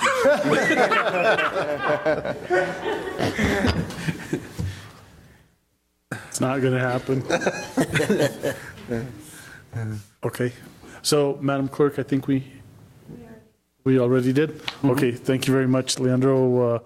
We need to move on then to the next one, and that is the a budget adjustment. Is that C, 11C? Yes, Mr. Chairman, Commissioners. 12C? Item 12C is a budget adjustment for the Commission's budget. It looks like we're requesting to take $30,000 out of the other contractual services line item and put $10,000 in professional services, along with $20,000 in printing and publication. And I'll stand for any questions on that. So move for approval. I'll second. Madam Clerk? Yes. Yes. Yes. Yes. We'll move on to 12D. Mr. Cordova? Mr. Chairman, 12D is a budget adjustment for DWI intake funds. 12D, 12F, and 12G are all similar in terms of we just received our multi-line insurance premiums, and these three funds were short for those premium payments. So what we're doing is we're requesting an adjustment in order to be able to make that payment. So on the DWI, let me check and see how much money that is, but I believe it is going into the line item non-employee insurance, and in this case we're taking it out of uniform linen expense and non-capital furniture, fixture, equipment, and it's $2,880. Okay. So move for approval. I'll go ahead and second. Madam Clerk? Yes. Yes. Yes. Yes. Okay, the next one. The next budget adjustment for our Human Resources Department, the HR department had excess money in their temporary positions. This adjustment, they would like to take that money and move it into full-time positions, along with all of the additional requirements of a full-time position, FICA, para, all of those. And it would be giving a small increase to one of the employees within the HR department. The HR director is aware that this is a reoccurring, and he is understanding that it will come out of his budget somehow or another, so we are working together in the new budget cycle to find that for the reoccurring. Okay. And I do approve, or recommend approval. Okay. So move on your recommendation. Is there a second? Second. Okay, Madam Clerk? Yes. Yes. Yes. Yes. Okay, next one, solid waste, or? Actually, I think we're on item F, Public Works. Yeah. And like I mentioned, this is the same concept. We're needing to cover the non-employee insurance multi-line. Public Works was short by $3,731. We're taking that out of their maintenance of buildings and structures. Okay. And I recommend approval on this. So move. Okay. Okay. Okay, Madam Clerk? Yes. Yes. Yes. Yes. Item G. Solid Waste Department, it's the same concept. We're adding money into the non-employee insurance in the amount of $3,000. We're taking it from different line items in the solid waste, $1,000 from overtime, $1,000 from maintenance of buildings and structures, and $1,500 out of maintenance of vehicle, furniture, equipment. We're also increasing their supplies by $500 with this adjustment, and I recommend approval. Chairman, you said non-employee insurance. Yes, it's the multi-line insurance. It's the insurance that we pay for through the Association of Counties. So move for approval. Okay, I'll second. Madam Clerk? Yes. Yes. Yes. Yes. Okay, next one. The final budget adjustment, H, is for the Rio Fernando Fire Department. Rio Fernando Fire Department is attempting to make repairs to a vehicle in excess of the budgeted amount they have. So they're requesting $5,000 be moved into their maintenance of vehicles, furniture, equipment, and taking it out of equipment line item. And I do recommend approval on this. They have been waiting for a while, so I do apologize to Rio Fernando Fire Department. So moved, Chairman. Okay. Motion has been made and seconded by Commissioner Sanchez. Madam Clerk? Yes. Yes. Yes. Yes. We'll move on to item, thank you, Mr. Cordova. 12I, this is approval of the sole community provider hospital payments. Ms. Tammy Jaramillo, welcome to the indigent, you're the indigent fund coordinator. Welcome. Good afternoon, Mr. Chairman and Commissioner. I come before you to ask for approval for the sole community provider payments as itemized. for 2013 in the amount of $32,942.77. Okay. Commissioners, any questions or comments? So move for approval, Chairman. Second. Okay, Madam Clerk? Yes. Yes. Yes. Yes. Next item, J, approval of Taos EMS claims. I come before you to ask for approval for the Taos EMS claims as itemized for 2013 in the amount of $1,971.80. I stand for questions. Okay. So move for approval. Second. Madam Clerk? Yes. Yes. Yes. Yes. Okay, next item is the approval of the burial claims. I come before you to ask for approval for the unclaimed burial claim in the amount of $600. Okay. And Tammy, sorry, Chairman, Tammy, if you would just explain how we go about qualifying people for that particular line item. Mr. Chairman. These are people that have no family that have, I guess. Correct. In mid-January, we were notified that this individual was unclaimed, and so OMI referred the body to us, and they have to be a friend, relative, neighbor. If they're unclaimed, then they come to the county, and then it's the county's responsibility in regards to paying for the burial. Cremains. They're cremains more than likely, right? Yes. And then we keep them for a year? 2 years. 2 years. And then we... At that time, we're able to do the burial.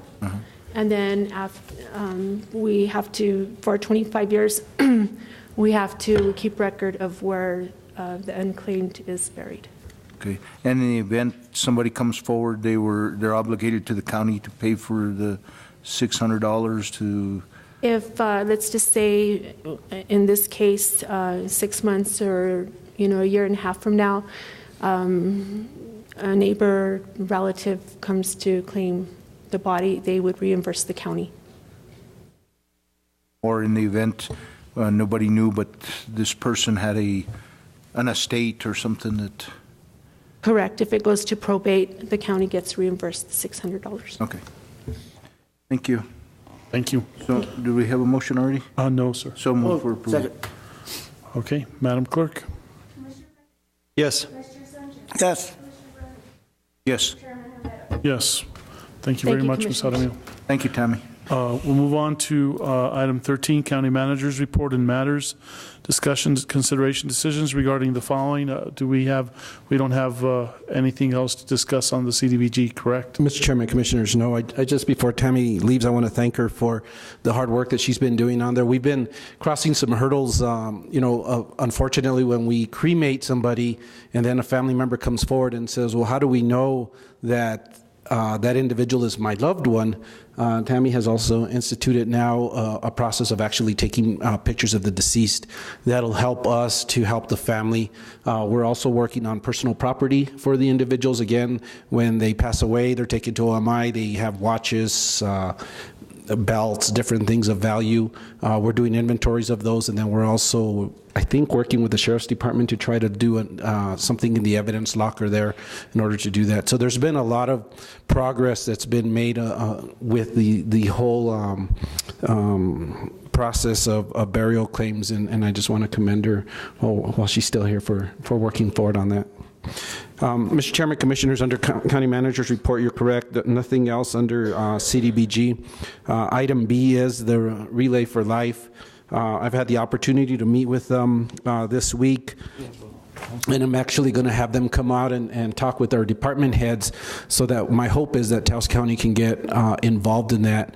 I have offered that we could use fire and EMS staff in order to station them there at the routes, in order for them to, in case somebody falls down, bust an ankle, any of those things, EMS staff can respond. I do challenge the commission that on the Relay for Life is going to be on Saturday, July 26, 2014. It's going to be from 2 to 10 p.m. at Kit Carson Park. I'm going to ask the county department heads if they could put some teams together, and I would ask the commissioners if you would like to join those teams to let us know and come and help us walk and raise some funds for cancer. I think it would be a great endeavor, and we can move that forward. Is it this Saturday? No, it's Saturday, July 26th. Oh, July. You got some time. By then I should be in shape. Do you have to run, or can you? No, it's just a walk.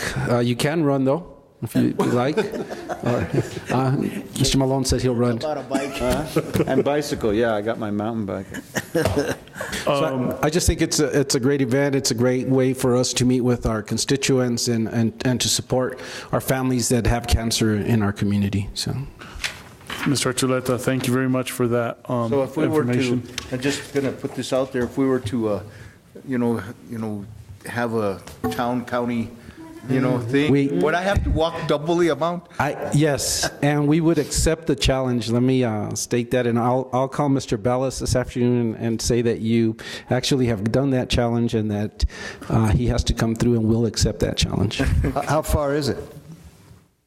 I believe what happens is that they have an actual track around Kit Carson Park, and it just depends on how many laps you do. So what would happen was that you would get a signature list. You would have people sponsor you, and so for every mile you walk, and I think it's every 3 or 4 times that you go around is a mile, then these people would pay $0.25, $1, $10. Right. Commissioners $100 a mile or something like that. Right. So that's what I was thinking. I'll run with Malone, yeah. Okay, great.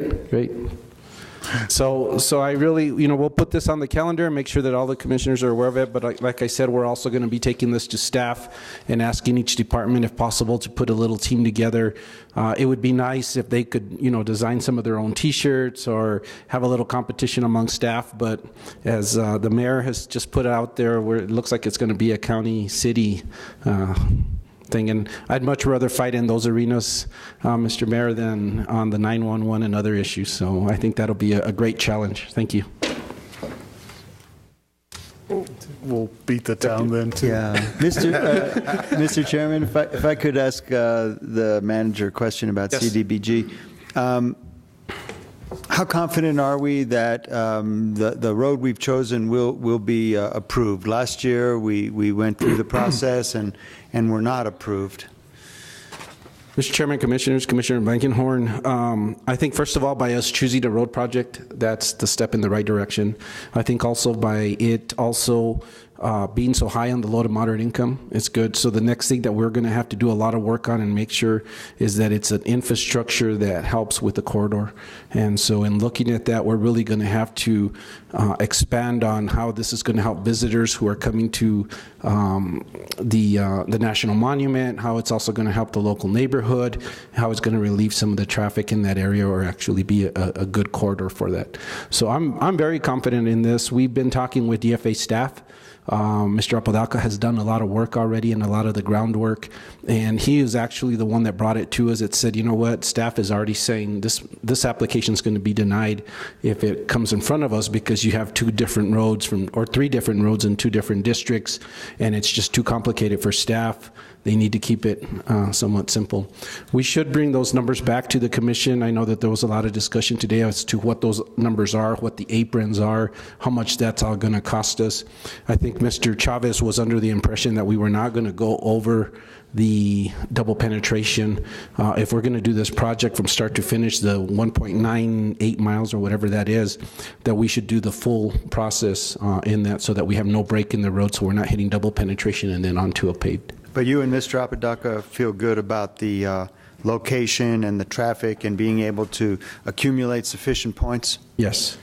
Thank you. And Commissioner Blankenhorn, I think in the future, my ideas of actually getting this on the ICIP list, making sure that we have the low to moderate in there, even if they're 53 roads. I know that Ms.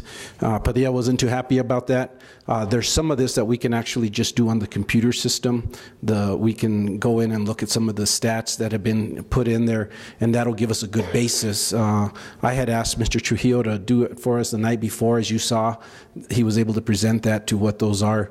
But I also think it's important that we start sampling the communities in those areas in the future. I do want to caution the Commission that CDBG is a homegrown type of funding, and because of that, we do have to have public input. Because of that, we have to have public meetings, and in reality, the public should be picking these projects for us in the future. So we will continue to move in that direction to professionalize that. Great, thank you. And Chairman, if I may, Steve, is our lobbyist going to be helping us do the presentation, or is he going to be there during the, I know that there's a hearing, and at that hearing the presentation's made, and I know last year a number of us went down to the hearing, and I would just, is our lobbyist going to be part of that, or? Mr. Chairman, Commissioners, Commissioner Barone, the lobbyist is actually going to write the application for us. As you know, Mr. Apodaca was in charge of the CDBG program, was the department head for that under the Richardson administration, and part of the issue of bringing him as a lobbyist, we had talked to him early on about him actually doing and presenting the CDB project for us. So yes, sir. Okay. Thank you. And the Relay for Life, what date is that? July 26th. It's in your packet, but so if you need to refer back to that, Commissioner, but the actual date is Saturday, July 26, 2014, from 2 p.m. to 10 p.m. at Kit Carson Park. Keep in mind that the team members don't have to walk that full time. That's 8 hours of walking. Usually team members are assigned an hour or two or half an hour to walk, depending on how many people you have on your team. And then you can show up between that time frame to walk and support your team through that. Okay. Any other events, meetings going on in the month of March at least? Tons. Tons. I know that NMAC is looking at having another executive board meeting. There's the whole structure out there of looking at the different issues around the sole community provider. You know, off the top of my head, I just can't get those to you, but I'll send an email to all the commissioners with those meeting dates and have that to you. Okay, so Chairman, if I may, Stephen, you know, we have these nice iPads, and they have a nice calendar on them. Mm-hmm. And I mean, there's no reason that staff couldn't, as things come up, absolutely put them on there, and then when we call up our calendar, we can go to the calendar, and you know, there's events posted on there that would, if we choose to attend or not to attend, but it gives us the opportunity, because we can do that in two methods. We can either go ahead and just post those for you, or we can actually send you those events, and then you can accept those events as to something that you would want to attend. So would you want us just to send them all for you at this point, or would you want us to send you an invitation to the events? Yeah, post them. Post them. We'll post them at this point. If it gets too cumbersome, then we can do invitations, and then you can pick and choose the ones that you want to accept onto your calendar. Schedules are definitely getting very busy. Yes. Okay, thank you very much. Item 14, this is legal matters, discussion, consideration, decisions regarding the following. Item A, discussion on obtaining clear title to the fire department land. This matter may be discussed in executive session under the Open Meetings Act exemption 1015-1H7, which allows for discussion of anticipated litigation. H8, acquisition of real property rights. Is there a motion to go into executive session? So moved, Chairman. I'll go ahead and second. Madam Clerk? Yes. Yes. Yes. Yes, and for everyone's benefit, Mr. Malone, any idea more or less how long it's going to take? 6 minutes, Chairman. Okay. My guess is about 20 minutes. Okay, very good. Motion to is there a motion to come back into regular session from executive session? So moved. I'll second. For the record, it is 5:21. Mr. Malone? Yes, Mr. Chairman, the commission met in executive session to consider obtaining clear title to fire department land. It was in executive session pursuant to the Open Meetings Act exemptions 1015 1H7, anticipated litigation, and H8, acquisition of real property rights. The only matter discussed by the commission was obtaining clear title to fire department land. No action was taken. Okay, you do need 2 votes today. Mr. Chairman, we need an approval of my report as well. So Okay. move to accept the county attorney's report. Second. Okay, Madam Clerk? Yes. Yes. Yes. Yes. Okay. If you can reiterate the first motion, Mr. Malone?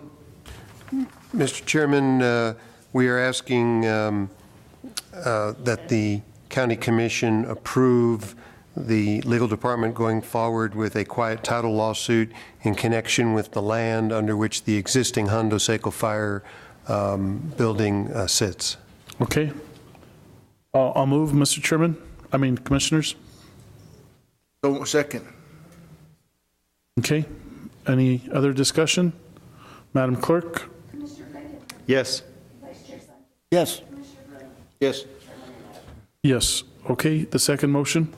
Mr. Chairman, the legal department is also seeking permission to join with the Hondo Seco Community Recreation Association in a quiet title lawsuit for land immediately adjacent to the existing fire station, that the community association indicates a portion of that land will ultimately be donated to Taos County for construction by a volunteer organization, Los Siete Valles, of an extension of the existing fire building in Hondo Seco. Okay. And so we need a motion for that to join as co-plaintiffs. So moved. Second. Madam Clerk? Yes. Yes. Yes.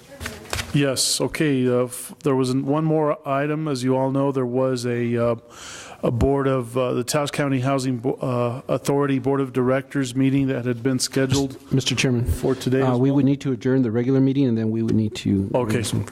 So we can't adjourn or. Okay. Very good. So motion for adjournment on the first meeting, of the regular meeting. So move.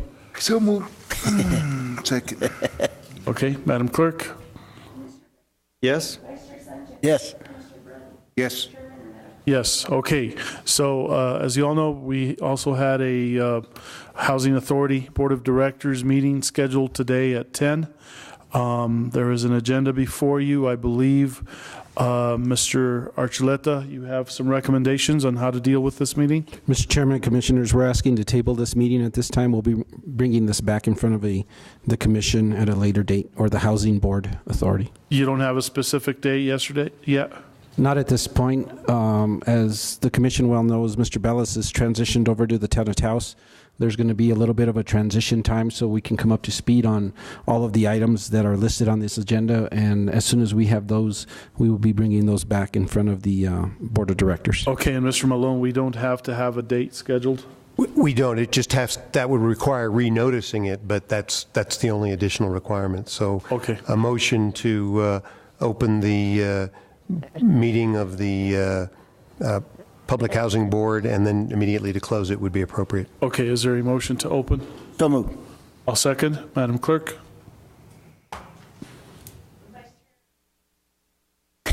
Yes. Yes. Yes, ma'am. Yes, okay. A motion to table, right? So moved. And to close the meeting. And to close the meeting. Table and close. Okay, I'll second. Yes. Yes. Yes. Yes. Okay, we're done.